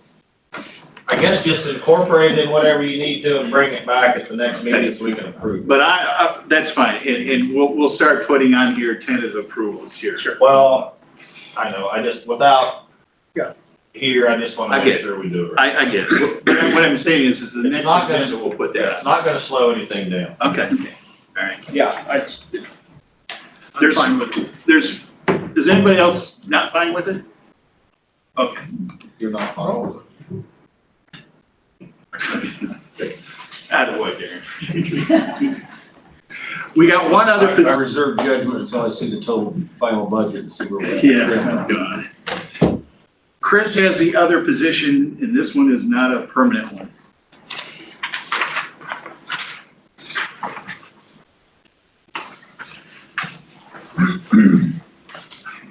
So we've been fortunate to begin to do some mapping for you folks to show you here. The goal is to get our GIS system fully up and operational with all of the utilities, streets. We're working on it, but it takes time, and some of this information I'm sorry, Karen. Yeah.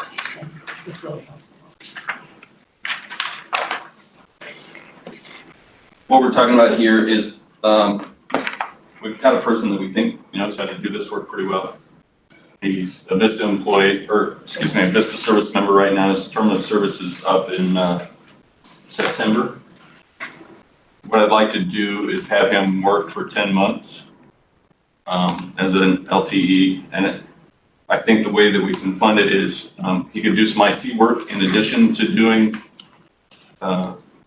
some mapping.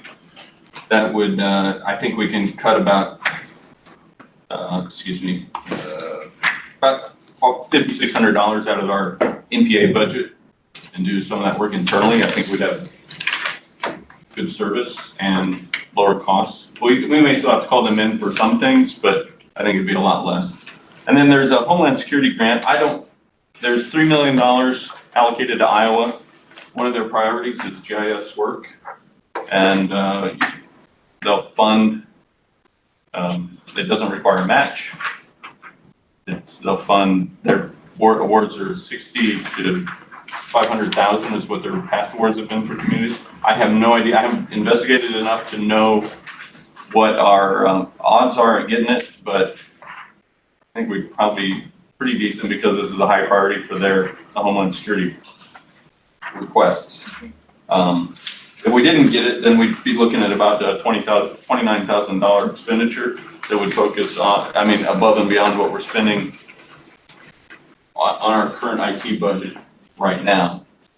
That would get us our infrastructure mapped, make us our guys more efficient in the field, and better update information. Get the calculator out. Did I miss something up? Just keep on talking. Okay. I'm pretty much done. And I mean, I'd be happy to answer questions and talk through this, but When can you apply for the grant? we submit a notice of intent to apply by the end of the month. The full application, if we're invited, is by the end of February. I don't, typically, it's state grants take 2 to 3 months to figure out. So my guess is that we would know by the beginning of the fiscal year, but we probably won't know, well, we certainly won't know before you set the budget. And I do all this yourself. I would love to, if I can figure out how to do it. And he's really been, he's good with it. And I think he's found a niche. And you go out with the full. Yeah, I'd try to get everything we could and try to buy some equipment too. Yeah, absolutely. I can't guarantee that would happen, right?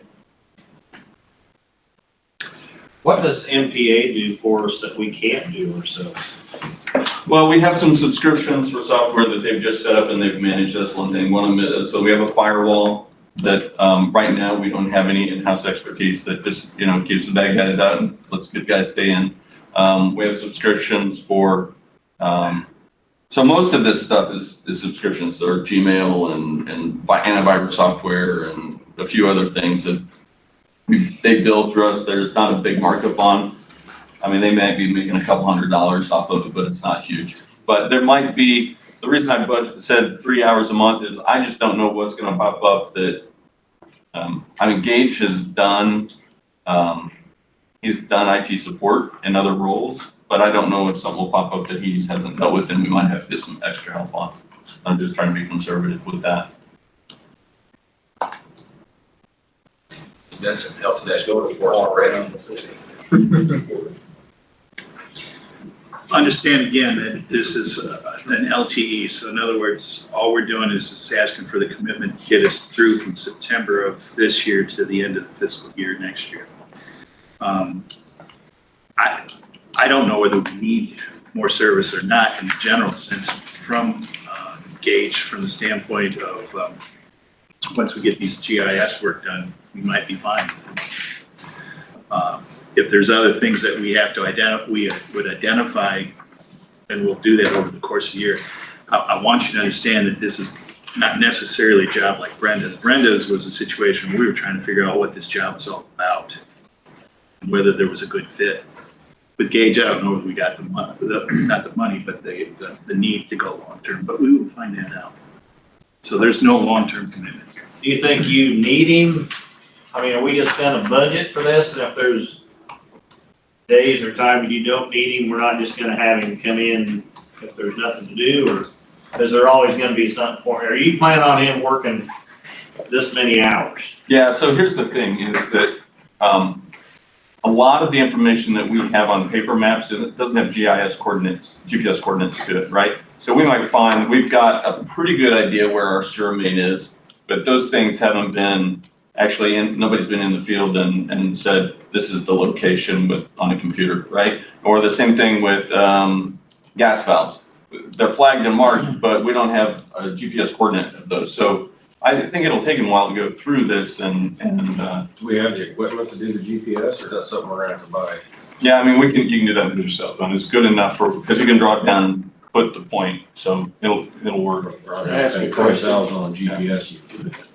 Yeah, and if we end up, we may, I'll get to you in just a second. If we do try to get GPS, I mean, we might, in the grant, I'm not saying we won't try to get some, but I think we've got stuff to do it now, but if we can figure out how to upgrade through a grant, then I think we should try. Or part of my budget this coming year is one of a couple things we'll upgrade is we do locates all the time. Our locators aren't capable for GPS. We just upgrade our locators, we get GPS as we locate, so I wanna do that. And also generate sewer van. If we upgrade a sewer van software, we could actually, every time we cameras, we could GPS that. So that's what I was trying to plan on next year is to upgrade our locators and our camera van too, so. So that's That's one what of the things we can roll into the grant request as well. It states right in it that it's for funding people and equipment to do this type of stuff. Did you talk about the drone? I didn't talk about the drone, but, so, yeah, there's two parts to the drone thing. We've got a proposal at Iowa State right now that to ask for, they have senior classes, they do these projects where they go out and do their client-based projects. So they go out and they visit with a client and do work for them. Basically, it's a way for them to learn how to do consulting. And so we put a proposal into Iowa State, the electrical engineering department to fly our electric network with a drone to map it and compare it to the mapping that we're doing in-house and also to thermal image it to look for defects. But I'm hoping that at the same time that we apply for this grant, we can apply for a drone to do that, so we can do that ongoing. See how it works with Iowa State, learn some stuff from them, and then have the equipment ongoing to do that, and, it could do rescue stuff. Well, see, that was part of what I was gonna say was, number one is this, if you pay for this person and buy this software and this equipment, is it marketable so that towns that can't afford this technology, like some of our smaller towns, they could actually pay the city of Bloomfield a fee? Engage would do like the city of Pulaski, Drakesville, Flores, then maybe expand it out further like Moravia, Unionville to help them. That was one part. The other part is your drone we're already working on a proposal where we've got a pilot. So we've already got it and we're working on getting a co-pilot trained so that we were gonna try to get a drone that does infrared thermal imaging. Good.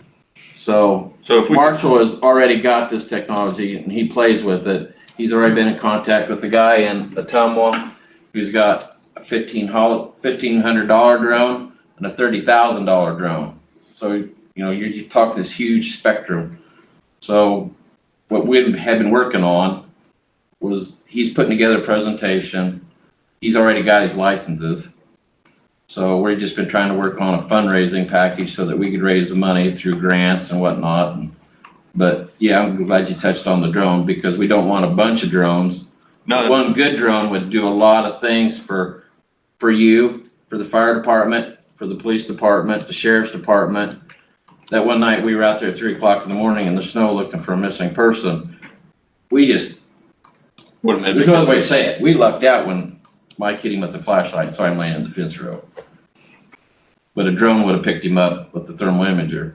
But my first part of my question was the marketability. Is there marketability to help offset some of your costs and make it something that's buildable upon? Yeah. So that the city of Bloomfield isn't sustaining the whole cost, but you've invested money in the person and the equipment. Now can you sell it out to help the other communities? And you might be able to help the county. Maybe the county sit there and let them talk. So one of the cool things is that a lot of the data that's been, so the county does have GIS stuff, but I don't think they're right now working with the smaller communities, but a lot of the data that's collected, we don't get it just on we get our utilities just at the city level, but the roads, a lot of stuff we're getting at the county-wide level too. So I think that's a great idea. I just don't think these smaller communities can afford what you're talking. But if Bloomfield just takes a step forward, can you market it to help? You have to be a licensed pilot, not a fly drone. Yeah. Particular ones. They take the fun. I think that's probably gonna be the larger issue is not so much the equipment it's getting people certified to fly. Well, when our package is, we're limiting it to 2 or 3 people and that's it. We don't want a whole bunch of people taking out a $30,000 drone so that they can go out. Have to have a license to ride on it. So would Marshall be willing to work on the grant proposal with me and there's some policy stuff we'd have to put in place, but that's one of the requirements. He was already a pilot and he just had to go get his physical and he's finishing up his training and the co-pilot thing is, here's the thing, the $1,500 drone, Tim Richmond uses a lot more than this $30,000 drone because it just takes 12 minutes to put it together. The $1,500 drone, he kicks it out of the box and he's ready to go. But the bigger one has the more capabilities. And we were just kind of looking for something in the middle because we were talking about for ice rescue. He says, I just needed to take a little bitty cord out to the victim so that he could pull the big cord out to him. That type stuff. So we don't have to go climbing out on the ice. Gotcha. But that was my question. So same type scenario, you just gotta give me an idea of whether we could continue to move forward with it or not. We back to talking about Gage? We're back to talking about Gage. Yeah. So Danny, I'm assuming that, I mean, this mapping to benefit you guys a lot. Yeah. Sure. And that's, and like I said, Gage is working right now with Dennis, you know, and he's mapping and doing some stuff. And Gage, we have a schedule for him to go on Wednesday, actually go to Fairfield to work with Fresh Medicare, start pulling our drawings and our maps. And we're trying to get some stuff out of them too. So we're trying to get, as a whole, I even worked with Lois up at the courthouse this week. And, you know, they're happy that we're moving towards GIS because everything's going that way. So we're way behind. So it's another one of those things where it's going to really help everything all. I mean, you can talk about your housing and all of our stuff. We've been talking about this, so this start helping with all the utilities. That's done in infrastructure, especially get the state of repair for infrastructure. Yeah, it's all. And just to give you some context, you know, I know we bought the software or bought the computer, mentioned that last week, but everything we've done so far has been free data, free software. I mean, he's gone out and found stuff that's open source, but serious. I mean, it's commercial capable software, but he found out where to get it for free, how to run it for free. So, you know, we're trying to be frugal where we can be, but still provide service for free. When you get to a certain point though, do you need to have it licensed or have so that nobody can, if it's free and it's out there, can anybody, I mean, you can still protect it where nobody can get in it? Yeah, so the way that it works is all the data is sitting on the computer. It's not on the internet right now. We're pulling data from the internet and putting it on the computer, and we'll publish some data to the internet, but we'll be very selective about what we put out there. It's not we're not just gonna put our whole system out for the world to get to. Yeah, the software will work fine long term. It's well supported and commercial grade software. So I want to make sure we're grabbing a hold of something because it's free and. Yeah, no, I mean, we did a lot of vetting before we got there. Yeah. You think there's a pretty good chance of the Homeland grant? I've never done this before. I mean, there's a substantial amount of money there. We're one of the key identified things, and so I think our odds are decent. I just don't know. You've dealt with Homeland grants. Yeah. They ain't doing nothing right now. But yeah, we can say it's the government. You just, when it works good. When it doesn't, So you're pulling your hair out. you need to know if you apply for the grant and you get it, then he gets a job, and if we don't get the grant, he don't have a job, or do you wanna know whether he has a job no matter what? Is that what you're after? You're just gonna try to find ways to help pay for it? There you go. I'd like to know whether the position is something we value, and then I'll try to find ways to pay for it, but I'm not gonna guarantee that we can pay for it outside of our own funds. And I think if there was no Homeland Security grant, to me, I'd still be presenting this to you and saying, this is valuable, it's valuable for the community, it will pay for itself. Regardless, the Homeland Security grant, if we get it, that's a penny, right? That's how I look at it. Dan, you're talking about if he works or if he doesn't work, you know, this is an hourly position. We estimated 200 hours based upon 10 months. 200 days. 200 days. But if he works 180, he only gets paid 180. I understand that, that's just what I was trying to, if there's not things for him to do that's. Right. That he's there for, are we gonna send him home, or are we gonna? We have that ability. Are we gonna find things for him to do so he can get his full? No, I guess that's. we're looking to get this work done, and that's what, and so if we can't find, and if we get done with this in 5 months, I don't think we will, but if we get done with it in 5 months, that's that. But, and he understands this too, he's not, you know, we haven't made any guarantees or, well, any guarantees to him at all. He knows we're talking about it tonight, but even, you know, I haven't said to him, hey, this is gonna roll into a full-time job or anything like that. This is what we're looking at. I don't know what'll happen over the next year in terms of what we'll find and what we'll learn. But this is So standalone. how will it be paid, 2020? Actually, probably different than that, because we're probably looking more at, Just be 25 all out of utilities? this is gonna be probably more on electric and gas than it's as much Oh, as anything. Plus, general fund for the 20% related to the computer support. The water utility and the sewer utility, they could be a part of it, but I don't know if your grant is gonna require us to really focus on gas. It doesn't specify, Okay. it just says infrastructure. Stuff away from sewer if it's possible.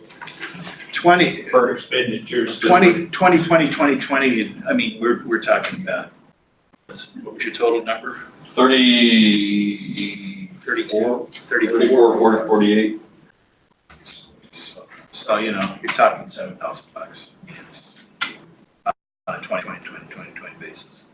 I know, but it's all in $7,000 that add up to that 10 million at the end. I mean, it's small potatoes in the big pie, but it's still part of the pie. Has anybody got an objection to it, or? No, I think it's a good idea. Yeah. I think it will. Objection. It's, It's one of those things where when we get to the final numbers on the budget, if we're way over, we may have to revisit it. There'll be a lot of opportunities for that too, and you look at some of these capital projects, we can talk about those next week, but. I think as far as for now, you Okay. figure it in. Okay, all right, thanks. Okay, let's talk, some here on more mundane things. First of all, as far as budget is concerned, everybody talks about property taxes. Oh, how much is my property taxes gonna be? Well, I photocopied the top sheet of the budget that goes to the state. The top sheet of the budget that goes to the state every year really has a discussion about property taxes. And you can see here that we have a levy, a taxable levy of almost $73 million. And I said that next year we're gonna figure that this is gonna be 73 million and something. It might be closer to 74, but that is a number that we will probably have pinned down here in the next few days. As far as the composition of the property taxes, you can see on the very right-hand side, we have the general levy limit of $8.10. It's been that way forever. And the only way that amount goes up is as if your assessed valuation goes up, or your, I should say, taxable valuation goes up. You can see that for the year that we're in right now, we're talking about a number that probably will be around 640, but we still, as far as the general levy is concerned, and that includes the insurance costs. Realistically, there's not much to say about property taxes because there isn't a whole lot of discretion that we have. You can see that going down into the special revenue levies, the emergency levy is really for emergency government purposes. We instituted that last year, that 27 cents. That is at a capped limit too. Understand that while we added that 27, we subtracted 74 cents overall. So we hadn't added that 27, and the tax reduction on a dollar and cent basis would be $1.01 that we reduced the property tax rate last year. FICA and IPERS, you see that number? That is going to be dictated by what we get charged. FICA and IPERS is not gonna change a whole lot. That number's not gonna change a whole lot because, first of all, our assessed valuation is gonna change a lot either. Other employee benefits, there's no cap on this either, as is the case with FICA and IPERS. Other employee benefits, we have listed here, we're gonna keep it the same as what it was last year. And a lot of that is based upon the fact that 2 years ago, when we were looking at budgets, or building the budget for last year, we found out that we were gonna have was it a reduction or a freeze last year? I think we had a reduction. We had a reduction in. We had a reduction in health insurance. We had a reduction in health insurance. And we said, okay, we're gonna freeze that, okay? This year, we've been told that we're gonna have a similar reduction in health insurance of about 7%. The insurance gods have blessed us. I don't know why this is happening. Normally, I would say, well, if we knew this, for 2 years running, maybe we'd actually lower this number. But it's coming. There's gonna be an increase sometime. So we're building a little bit of a balance for when that bad time comes so that, we'll be able to absorb some of that shock. So for the second year running, we're not gonna change anything on health insurance in this. And the only reason that you'd see increases related to FICA and IPERS is tax rates aren't changing in that regard, and the only increase you can see is effectively related to employee changes. So that gets you all the way down to the debt service levy. That's where you'll see a change. You're going to see that you don't have a cap on that as far as debt service levy is concerned. It can be as much as it's necessary to pay off the levy, but understand that there's other things that limit our ability to utilize GO debt, and that is the debt limit based upon our assessed valuation. We can only do 5% of our equalized assessed valuation, and that's not your taxable value, it's your equalized assessed in that particular case. So you're going to see, right now the estimate's about $3.20 increase there. Because the markets are so favorable, you're going to have an induction resolution next week to start the process of buying bonds. I don't think that comes through on our sheet. It's right at the very bottom. You see debt service levy? But we don't have that number, we're still at 14. We got all zeros. It should be zeros. Yeah. Okay, All right, the debt service is zero right now. right now. We It is have right now, I thought you was showing us what it's gonna be. No, I'm just You're telling telling you, us I'm telling you what's gonna be, what's gonna be there. I'm just giving you a primer here, okay? We won't know what that number is gonna be until we actually sell the bonds. So while we're gonna be guessing in here, the only guess that's really gonna be is what the debt service number is gonna be, and we won't know that until the end of February when the bonds are sold. Okay, so that number will change kind of at the end. But it's gonna be around 3.25. We're thinking that, given the market right now, it might be 315, maybe 310. The market is very good because the stock market right now is very shaky. So, Can you tell me quick again why we did the 27 cents for the emergency? we have the ability to do that, and it's targeted toward police and fire. We can add that to our levy, okay? What we reduced out of our levy was the number that we had set aside for health insurance, or I should say for FICA and IPERS. We had so much of a bigger balance there. So you took basically 27 cents away from that, moved it up? Yeah, we added 27 cents there. But again, Did we remember, need to, or we just did it because we could? we did it because we could, because that's an operations number. That's the only way that you can get additional operations numbers. But understand that again, last year, But then we lowered another one. we grossed a reduction of 74 cents. So if anything were to change with that 27-cent number in the future, it can only go down, it can't go up. Yeah, that's max. That's max. All right, I just wanted to clarify that. But 2 out of 3, 3 out of 4 cities in in Iowa and all the big cities, our size and larger, use this. Very few. I know, you know where I'm at. We don't have to have that. Well, the shift here is to get more money for operations because I that's the tough part. understand all that, I just gotta. Yeah. Make sure the people understand what we're doing. Well, and that's why I'm giving this information to you, because realistically, we're not gonna see a whole lot of change there. In fact, I don't think we're gonna see a whole lot of change in revenues of a significance at all. And that's usually the case. We talked about, we talked about, local option sales tax. And one of the things that you'll see on here is the LOST money is actually coming in better than we anticipated. But I don't know if you heard news reports. I got a phone call from KYOU today, and they heard that, KTVO, that's right, saying that they heard that Shopko's going bankrupt. And I looked on the internet, and that is, I know you read. I don't have that sheet. I'll give it to you. That it's on the internet from a source in South Dakota where there's Shopko's also.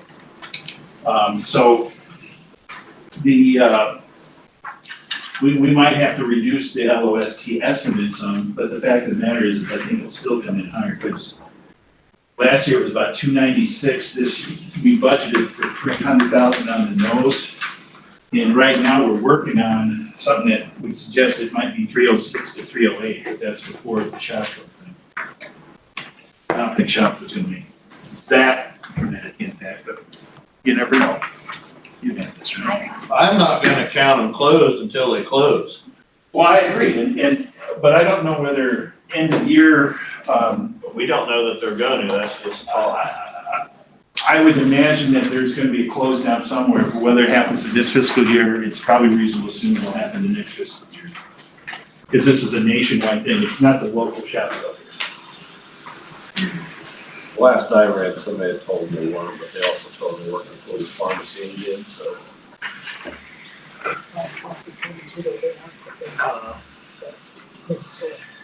They ain't positive, or as long as we can.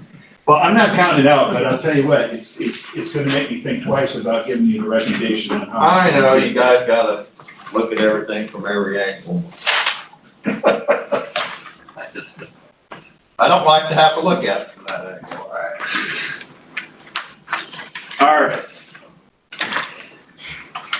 This is the thing that Brenda has been working on diligently, and it has been a pain to get these numbers put together. If you recall that one sheet that has, there's that one sheet that has, transfers on it. This is what we did recently to make what we think was the budget whole.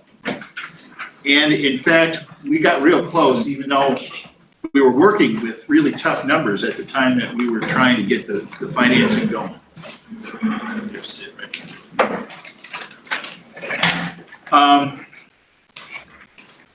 What we're effectively going to be discussing right now is the status of our budgets in a general sense. We're not going to be talking about the general fund any more than what the general fund total is. And of course, we're going to be working on the general fund in one night by itself. That is tentatively scheduled for January 31st.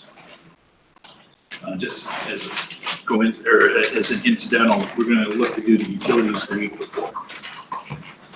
But if you look at this top sheet, where you got the general fund and the balances and all that, these numbers have come out here literally in the last 48 hours, 72 hours. And we finally, through a lot of work that Brenda's done with not only our own numbers internally, but a lot of communication with Data Tech, working on all of the problems and all the bugs that we've accumulated over the years with Summit, we feel pretty positive about the quality of these numbers. I can draw your attention to the general fund where you can see that the opening balance of 630.18 was actually negative. Now that's, again, we've talked about this before, that we have a lot of money, it's just that it's not been categorized appropriately as far as our budgets are concerned. But we made some adjustments in our transfers. A lot of the transfers didn't occur last year that were supposed to. So we were artificially below level at that time. If you look at the transfer sheet, the one that you all approved on the 20th of December, you can see that that first group of transfers were all into the general fund, which instead, and there was just one transfer out for debt service. But the fact is that we moved a lot of money into the general fund to effectively balance it. And you can see that right now, in that column, it says revenues 7/1 to 12/31/18, the first half of the year. We've gone from a negative 82,000 to a positive 1,517,000. Now, you might look at this and say, oh my gosh, all of a sudden, why so big? Well, we needed that kind of money in the general fund to truly run it to begin with. And you can see that the balance is of 12/31/18 is $284,000. 248. I'm sorry, $248,000. And it shows that percent of the budget received is 76%. That's due to a lot of these transfers. And the percent of the budget expended is 58%. So we're 8% ahead on expenditures right now. Some of that might be seasonal circumstances. I know we spent a little bit on a snow plowing project back in November, but the point being is that we're really not out of whack. In the future, you will start seeing monthly reports with percentages of budget received and percentages of budget expended on all of these accounts. And you'll see these with what I would consider reasonable certainty as opposed to numbers that just don't make sense. There are still adjustments that have to be made in this sheet though. And a part of it is RUT is the next one. You can see that beginning of June, or the end of June last year, the beginning of the fiscal year, that we had a balance of $450,000. That shows that we didn't do transfers out of RUT and we should have been doing it. A lot of this, again, is based upon the idea that we're balancing over expenditures that are operational, and some of these expenditures are also things that we needed to do to offset capital improvement projects. As you can see on the transfers list here, we moved $100,000 out of RUT into the East Street culvert. You can see it on the transfers list, and if you go down to a special project number, understand here, Brenda quoted these things, G, P, and U. G means general fund, P means project funds, and U means utility. Actually, Chris, that was Chris's idea. That was Chris's idea? That was Chris's idea to help, we wanted. You're the one who told me about it. Well, yes. But that's, Come on. But we wanted to, as we work together to make this That's the key. in a format we could all be able to work from. And thought that might be one piece that would be helpful. at any rate, when you look at RUT, you can see that right now we have a $289,000 balance. We have a streets budget that's approximately that amount on an annualized basis.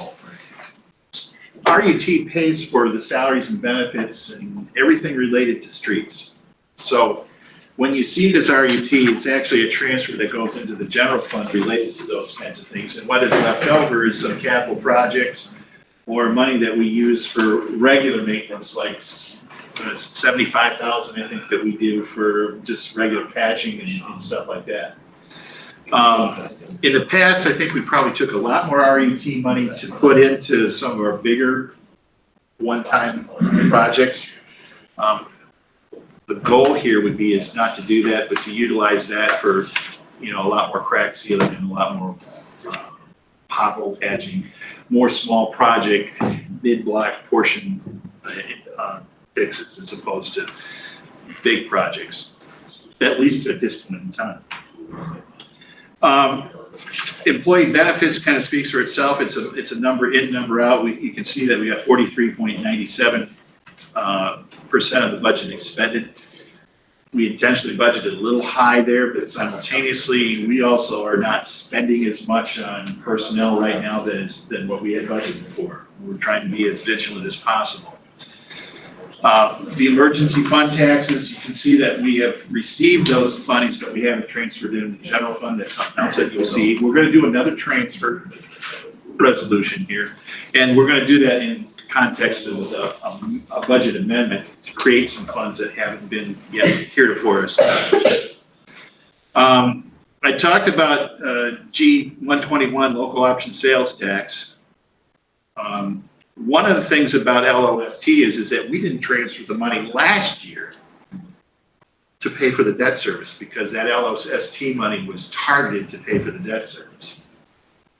So we actually have now moved the money out of LOST to the general fund to offset that debt service cost. And then we've also moved money from the general fund into the debt service this year to offset this year's debt service cost. So the fact of the matter is that you're going to see that we have a fund balance in LOST. And that's a good thing. And the reason for that is that when we set up this 10-year capital improvement plan with the understanding that every 5 years we're going to do a borrowing, and 5 years from now we'll do another $2 million borrowing or whatever that cost is, but that's going to be paid for out of LOST. We're going to actually need one double payment of LOST to pay for debt service. Okay. And the reason for is that the last debt service actually goes 11 years, not 10. So we're going to save up money in that account to cover that cost when it comes up. Otherwise, we will take that surplus money, as we've done this year. We took $170,000 and put it into the culvert. So these numbers on the bottom of this list, Yeah. are those projected transfers that we need to do? No, those are what we've done. So And all of that's what we've is done. that part of this or is that on top of that? This, It all, what do you say, what do you mean by on top of that? Well, No, this is all- this top portion equals this 947,000. Right, This bottom equals 642,000. right. Okay, so this money down here, is it just kind of explaining to us where this money up here? No, there's no relationship.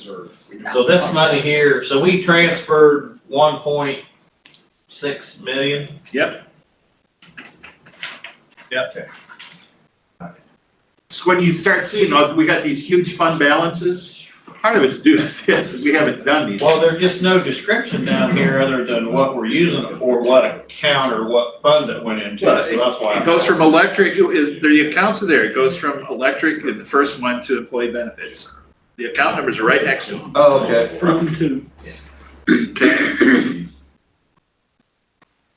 You can see that at the bottom ones, that what we did, a lot of it is for capital improvements. In fact, the only one that wasn't was employee benefits. SST upgrade is sewage treatment plant upgrade, 2 for East Street culvert and 4 for AMI installation. All right, I just didn't. Yeah. So the resolution we did a couple of weeks ago equals the top number and the bottom number? That's true. Well, they go from one to the other. The top number, there's only one transfer out of the top to the bottom, and that's that debt service number. Otherwise, they're just one fund to another. And the reason why I point that out to you is that those numbers are now in this. They're in this fund, name of fund balance. I guess just all I'm asking is this 947,000 here and this 642,000. The resolution we did the other day was for 1.5 million, whatever all these two add up to. Is that correct? That's correct. All right, that's what I wanted to know. But they also now are reported in But this. now we know where they actually went and where they're going to. Yeah, and it's starting to, it's in, what's new here is that we talk about the fund balances in these accounts as a result of these transfers, okay? Hotel motel tax, there's not big any change there other than this. We've noted that there's a significant reduction in receipts of hotel motel tax. Significant reduction from the standpoint of it's about 20,000, 30,000. It's been a while since I've looked at it, but enough of a question in our minds that we have, we're checking in with the Department of Revenue to say, hey, this is what we've noticed. Can you check into this a little further for us? And the reason why we think it's happened is that there's some accounting problem at the state level because there's one major hoteler here that we're not getting a report for. We're not getting money technically reported to us for that. So they're checking that out. That's a product actually of this right here, because we look at these balances and we say, well, wait a minute, where's the money? So this kind of triggers some action on our behalf. It's not just this report, but it's also other reports related to this in the software that we have. Brenda made the catch to begin with, so and while it's not a huge number, it represents 40% of this account. So we're gonna find it out.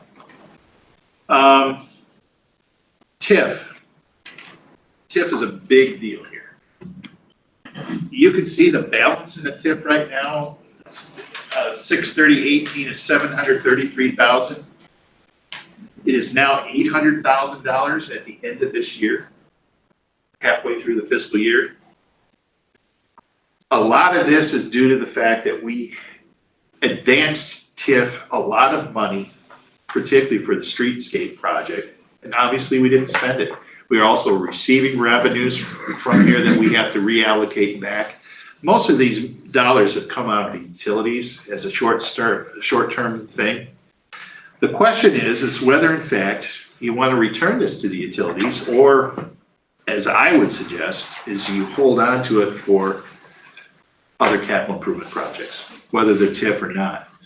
We know that, for instance, you'll see on here that we got some big numbers as it relates to housing program and no real money.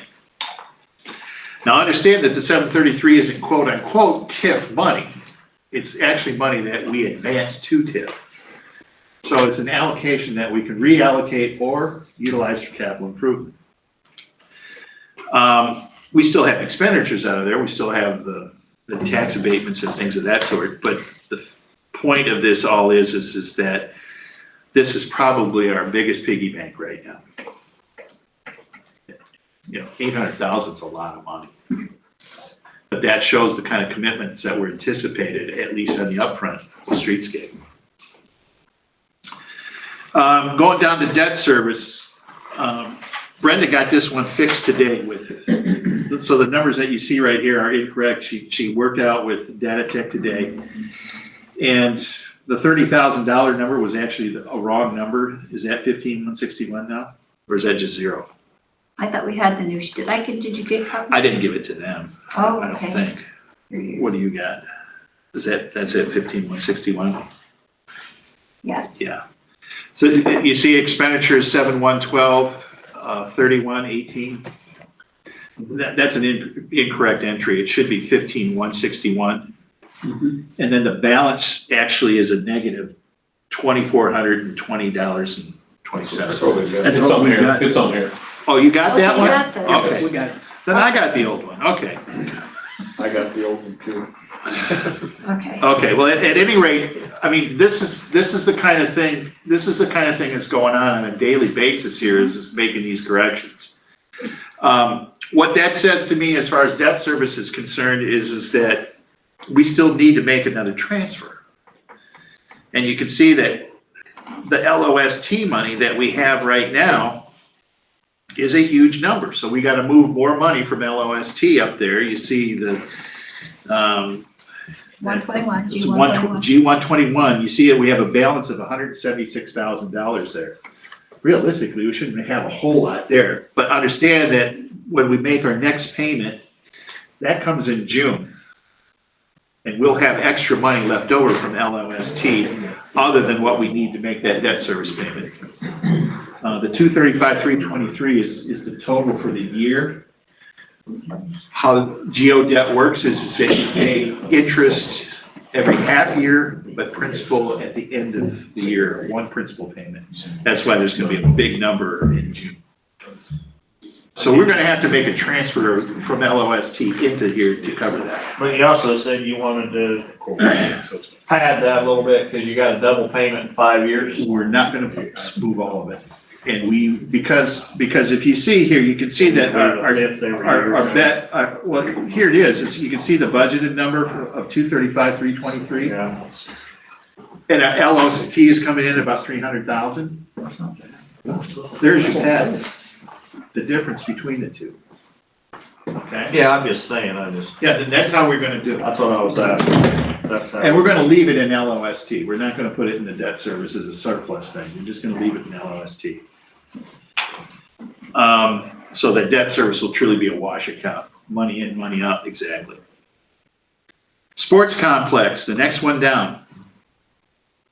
Money's just hanging around in this account. I think that we ought to do is spend that money on the basketball courts. We still are gonna need more than that, but that might be half of it. We're just guessing 50,000 on the basketball court. So in context, we're gonna probably make a proposal to transfer that out. You can see that we didn't budget anything the next year for it, the year that we're in. And I think that money's probably just been accumulating. It makes sense that that's the kind of expenditure that you do with that. So that will be a source, at least a source for the basketball court improvement. Yeah, just know that the history on that was that it was outside the baseball complex. So you know that, that's all. Well, this, Yeah, but the intent was. Oh, no, I get baseball. it. The intent was baseball, but, one of the things that we were all, 3-4 months ago, oh boy, we're gonna build the Babe Ruth field. Well, that's not happening. And I'm asking you in context is to shift the priority to the basketball courts, which we know it hasn't. I guarantee you the basketball courts will get used if we build it. So at any rate, when we start building the budget, you're gonna see where some of these fundings are gonna come from. Here's an interesting one. P312, Water and Sewer CBDG 09. Oh, that's 2009 project. This is one of those dormant accounts. $110,000.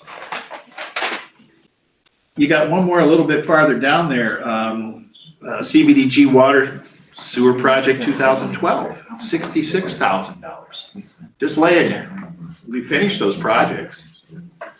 So what we're gonna do is do the transfer there and move it down to P328. That's the CBDG project that we just now got authorization for. We got the grant for 600,000, but we gotta come up with the other 5. There's a big chunk of it right there. We've got 2 of the 5, it's actually a nice little thing to do. See, Earl, you guys were conservative. We do.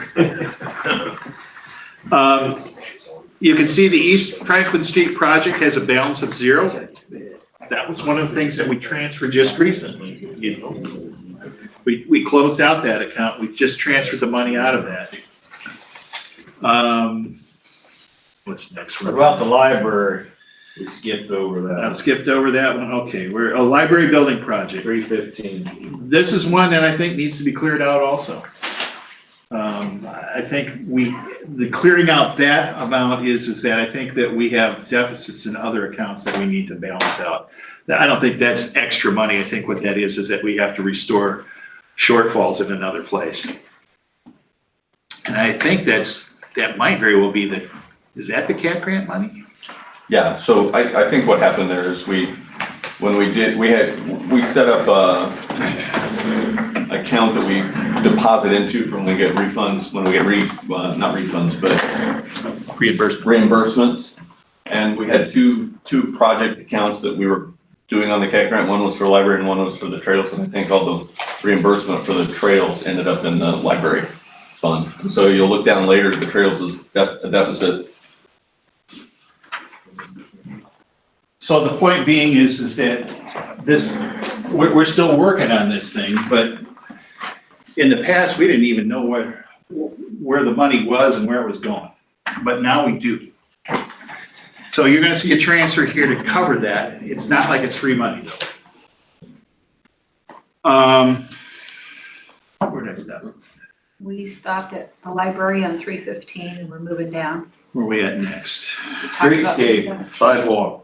319. 319, streetscape, we have a balance of $96,000 in it. That might be your sidewalk money. 69,000. Yep. Now, I don't have sidewalks put on here because no one's ever said this, but maybe that's what we want to do. I think that you probably want to take that money and put it into a different capital project account, not called streetscape. I just take that, just leave it sidewalk. Well, we'd have to rename it, is what I'm saying. That's what I mean, just rename it sidewalk. Okay. Airport project, 2014. If you listen to the airport guys, they're gonna tell you, don't get rid of our money.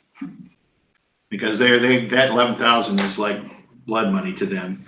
But we are gonna move it, because you see, at P325 Airport Study Phase 1, they want to spend it on that business down there. So we're just gonna move it all down to the P325. So we consolidate it. The 2014 project is always obviously closed out. Okay, P323, Cadmus, Chris, we have a negative $70,000 in here. That's because we haven't been reimbursed yet the claims haven't been submitted to the state and we haven't been reimbursed for payment. So the point being is that we're effectively floating this cost. Technically, it's coming from this account. In general, it's coming from the general fund. But when we get a reimbursement, it goes back into that account. So having that as a negative makes sense, but it's nothing that's unanticipated. REAP energy efficiency, we're down 1,650. I think we just gotta figure out a closeout for that $1,600. So we're gonna have to move money from someplace to close that out. We talked about airport phase.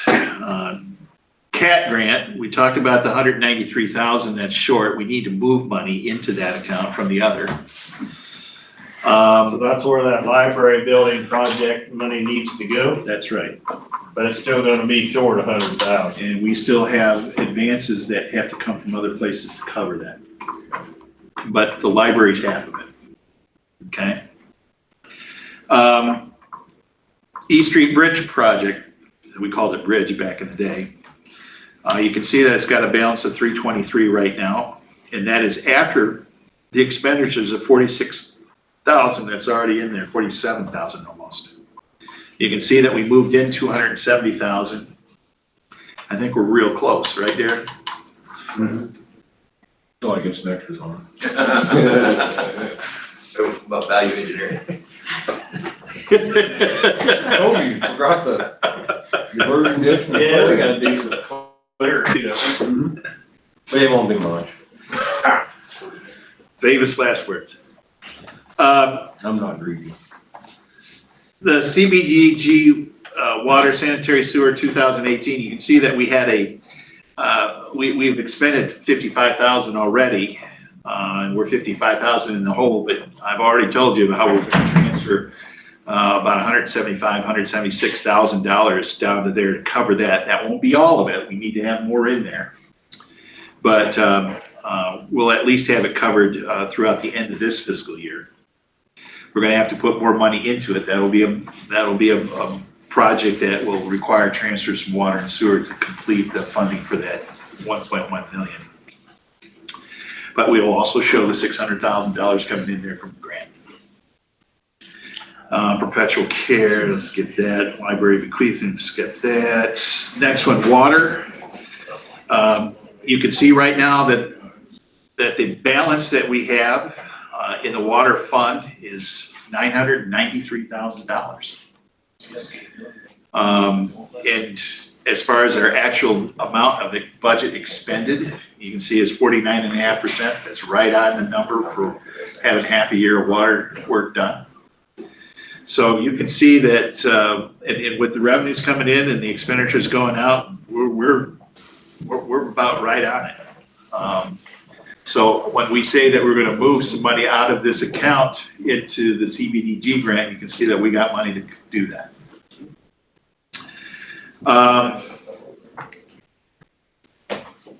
The next two numbers are things that are, we're gonna have to work with Data Tech to solve. This is probably the biggest question mark as to where we move this money to cover the CBDG water project. Actually, this water project is done. It shows that we actually did reimburse ourselves from that. That may very well be an amount of money that we have to take out of the water fund to do that reimbursement, to show it in an appropriate manner. Right now, because it's in the general ledger, that we have effectively all our money in, although there's some special accounts otherwise. That account right there is probably gonna be a big name on the water, because we haven't closed that out. We should have done that. That one is probably the biggest piece of work that Brenda's got left to do, Data Tech. And that, because this project is old, it's gonna take some research to figure out the accounts for which that money came from to begin with. On the other hand, RWA Water Tower, $504,000 to the good. That project's done. Maybe we're taking the money from there to cover the USDA thing. I know that those projects were probably similar in timeline. But they would have been probably right here. Yeah. One coincided with the other. Right, so the point being Part is of that that should have been, in that context, All three of them projects. were- yeah, but in that context, we probably just allocated the numbers in the wrong column. Yeah. And there's a lot of that going on here, by the way. So, yeah, there's money that goes into the water fund. And it looks like we netting out maybe $200,000, and if that's $200,000 we netting out, and we can't confirm that yet, but if we net that out, we can put that $200,000 into the CBDG grant program that's related to water, and probably have it all covered for what's the water's portion about this. The next utility, sewer, we're carrying an $806,000 balance. You can see that we spent more money in the first half of this year. It's gonna slow down some. I'm tempted to say that's the building, but it's not. It's a sewer. But the point about this utility is that this is where we're gonna have to raise revenues for the sewage treatment plant. And my guess is that we are going to start doing a phase in of the increase probably this fall. Now, we're not gonna show it in the budget at this point in time. We'll do a budget amendment and do it.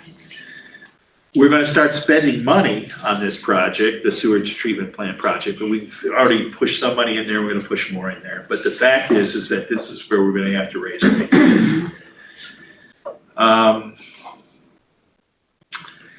We are collecting about $26 a month on this project, or for this utility. We are going to more than double that cost with this sewage treatment project for the repay of the debt service. It's just gonna be that big. But it'll be done in phases. Yeah, but the first phase is gonna be a big one. Why wait till next fall to start showing the increase? Why not do a little jump on it? Because we still want to get a better estimate. We have some estimates right now, but the thing about it is that I'm looking to say maybe we ought to do 60% this fall. to start collecting the money. We don't need to collect too much in advance. But the other thing is we don't know what this project's gonna end up. I mean, we got a $4.5 to $5.5 million range probably, depending on what we do. I'm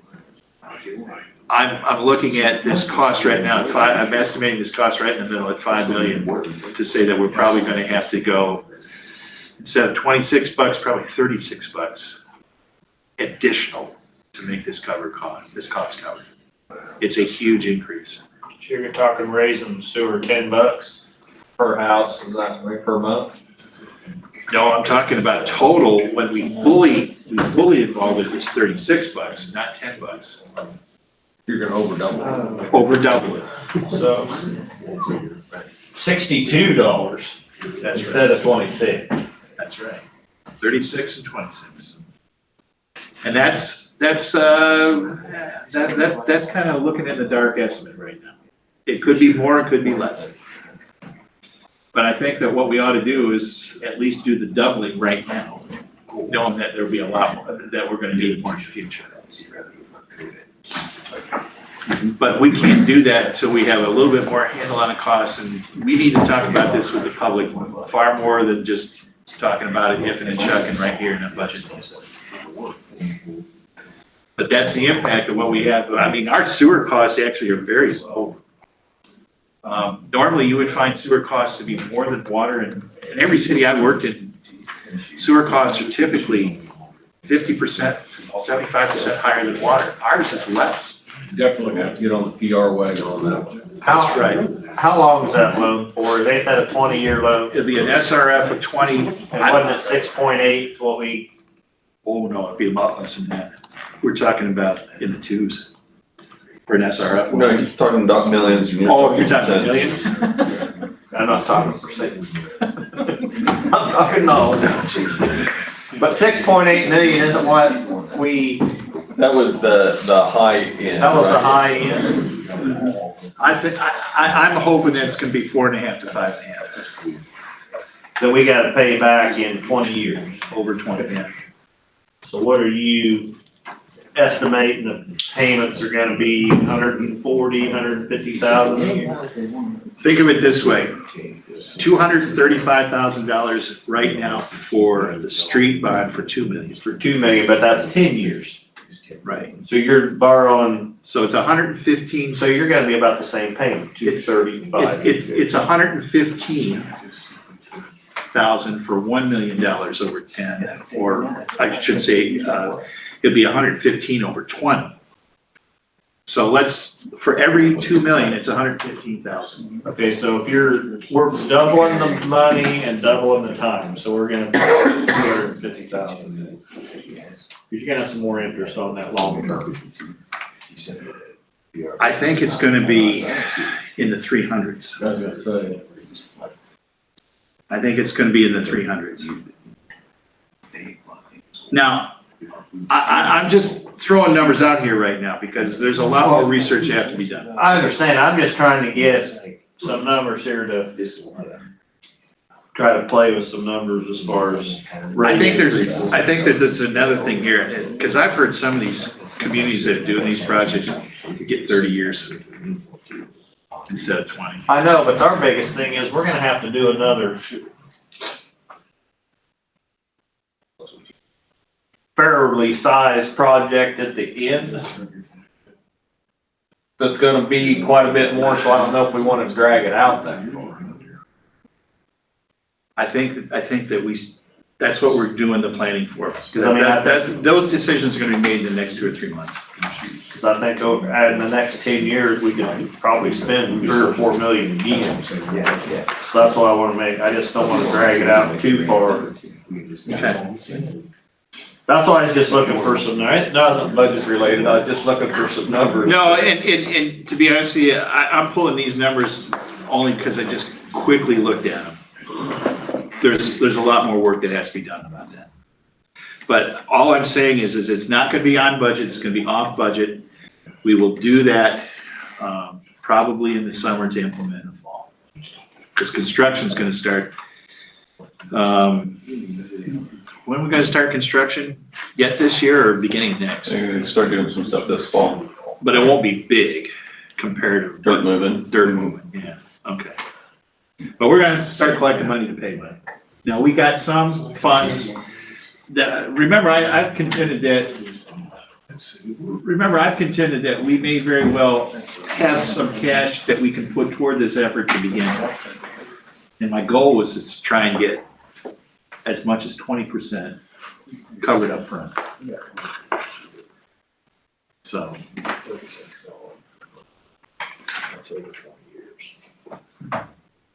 At any rate,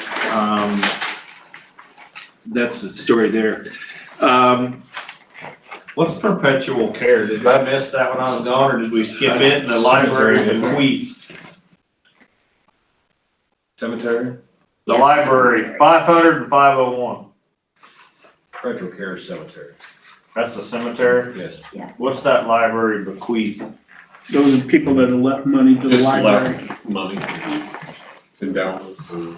memorial type. Money that we can't touch unless we do something with it for the library, or for the cemetery itself. That's perpetual care. Yeah. Yeah, pretty good fund. Yeah, you see that a lot. And the only thing you can do with that money is you can borrow it, but you gotta pay it back. Sewer plant upgrade, you can see that we're running a negative right now, even after a transfer, so we're gonna put more transfer into that. Electric, $2,831,000 is the balance right now. One of the things I want to point out to you is that when we did a lot of these transfers, we transferred closeouts of some of these accounts and we just put them into the general fund. We were budgeted to move $480,000 into the general fund. And if you look at this transfer sheet, we moved $175,000. Now, we still have to do a little bit more for the general fund, but to be honest with you, it's probably less than $100,000. And I don't think it's all gonna come out of the electric fund anyway. So we've actually really turned down the volume there. Now, I'm not saying that that's the way it's gonna be for the future, because we obviously take a lot of transfer out of the electric to support the general fund. But we certainly turned down the volume this year, mainly because we're closing out other accounts.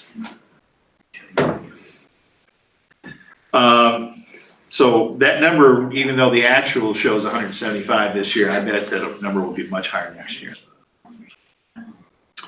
Vista projects, we got a little bit of cleanup there. Energy efficiency department, we show $110,000. Chris, what's that? That's positive? Yep. I think wages are coming out of there. Sorry, there's two numbers. You're 220,000 behind.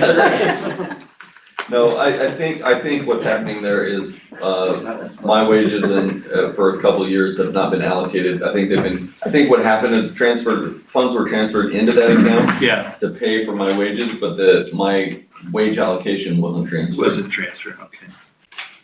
So in context, there actually might be some free money because we've paid. When I say free money, it means it's money that's just reallocated, because if you look at the next one, solar 2017, you got 270 as a whole. So again, we got some paper stuff that we have to do here to balance out these accounts. You can see the gas utility, the balance on that was just under 350,000. Remember, this is the one that we had that small increase because this balance was the one that was really low compared to the other utilities. The whole intent here with the gas utility was to get it to a point where we were breaking even and not seeing too much more reduction in the fund balance on this. On-bill financing program, we got 121,000. This one could really jump a lot if we really get this program off the ground.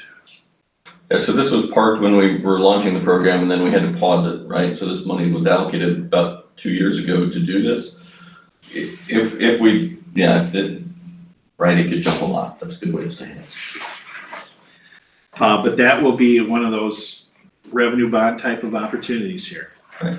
So if we make a major commitment there, what we'll do is we will revenue bond it and then have the money coming out of this account offsetting those costs on the debt retirement. The spec building, we'll close that account out. This is Is there any I mean, it looks like there's a little bit of activity, but is it just, is there a reason for it? On which, the spec building or the? We It shows revenues 1,800, budgeted 2,700, but we show it's 36. you see the expenditure is a negative 3604. It must be an adjusting entry here. Why, are there payments still on that? Or 16. I think there's still payments coming in. Yeah, I don't think it's a debt account yet. Well, that's what I'm wondering. Yeah, I think there's payments still coming in. Okay, well, if we keep it going, we'll keep it going, but, you know, Main Street grant. I think we've pretty much got it covered here. You see, in all, at the very bottom here, in the fund balances, you can see that government, that really is all government accounts. It's not just the general fund, although it's predominantly the general fund. You can see that government is just over 2 million as far as the balance is concerned. You can see that we've spent about 2,200,000 so far this year. We've had revenues of 2,200,000, almost identical, 2,234,000. You can see our project accounts, the balances have been reduced. We expect that to happen when we're doing some projects. That balance will reduce dramatically once Darren gets his project done in the 30 days that he's allowed. If you don't go to Utah. So I think the point here is that what we have done with these fund balances now is it's actually giving you an understanding and recognizing that we still got some more work to do here.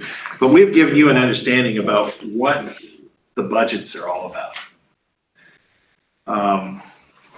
And this is the basis from which we are going to work off of for what we're going to present to you in the future. I'm going to wrap it up here, but what we're going to do at the next council meeting on the 17th, we're going to talk about the revenues. We're going to talk about stuff that we'll use to build the budgets. We're going to be meeting with the department leads this upcoming month, or upcoming week, to talk to them about operations costs. We're going to present the utility budgets on the 24th, and as I said before, the general fund on the 31st. With the intent that on the 31st, we'll have a budget that we will go to press on as far as the following, after the 31st, we'll publish it. I shouldn't say the 31st. We have, is it the 14th of February where we still have one more meeting on the budget? Or the 7th? The 7th. it might be the 7th. Might be the 7th. I think we'll wrap it up on the 7th so that we can publish that you all then could get it approved at the end of February. So the whole idea is at the end of February, if there's something else you want to adjust between then and March 15th, we'll have one more council meeting after the 28th to do that on. But we have to get it published prior to the 28th. And we have to have it complete effectively by the 7th to get it published with the appropriate numbers. You mean March 7th or February 7th? We're gonna have the thing done on February 7th for final approval on the, at the end of February. We have to publish it. And then you have to make final decisions on approval on the 28th. So everything up until the 7th will be tentative. And then we'll have you say, okay, this is what we want to have published. And if you want to make changes to it, you got the 28th to do it. And if you need to take I'd like to have a little more time than that to make changes. Well, I was gonna say, if you wanna make changes after the 28th, you'll still have March the 14th to do, No, I think it's got to be in there by the 15th. 15th, yeah. So we got, Yeah. You'll have two shots at it. And if you want to have a special meeting on March the 7th, you can do it then too.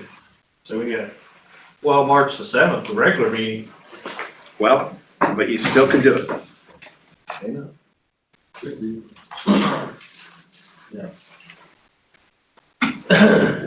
Nice work. We got 9 weeks to mess with it. Is there any way we can have it on the big screen? I mean, I know we didn't have much for public here tonight, but we had a full room of the public. Follow along maybe. We'll do it. And I think this is very important stuff. But this is what your audience is gonna be. Well, But if it's on the screen, we can. It's on the record it screen, it'll be on thing TV. yeah, I mean, I Well, said, we'll put it over there maybe, but down here on the government, the utilities and projects, Yeah. can you carry that percentage? You just wanna know what the percentage of the total is? Yeah, just a percentage of the total. Okay.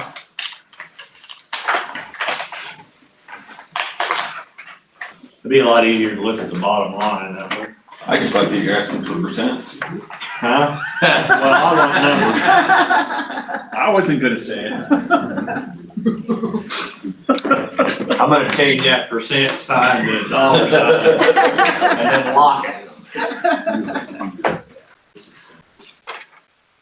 I think that's enough for tonight. Move adjourned.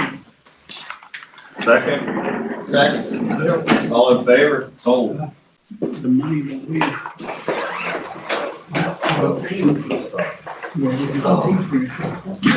But the money was, the solar power that has been sold.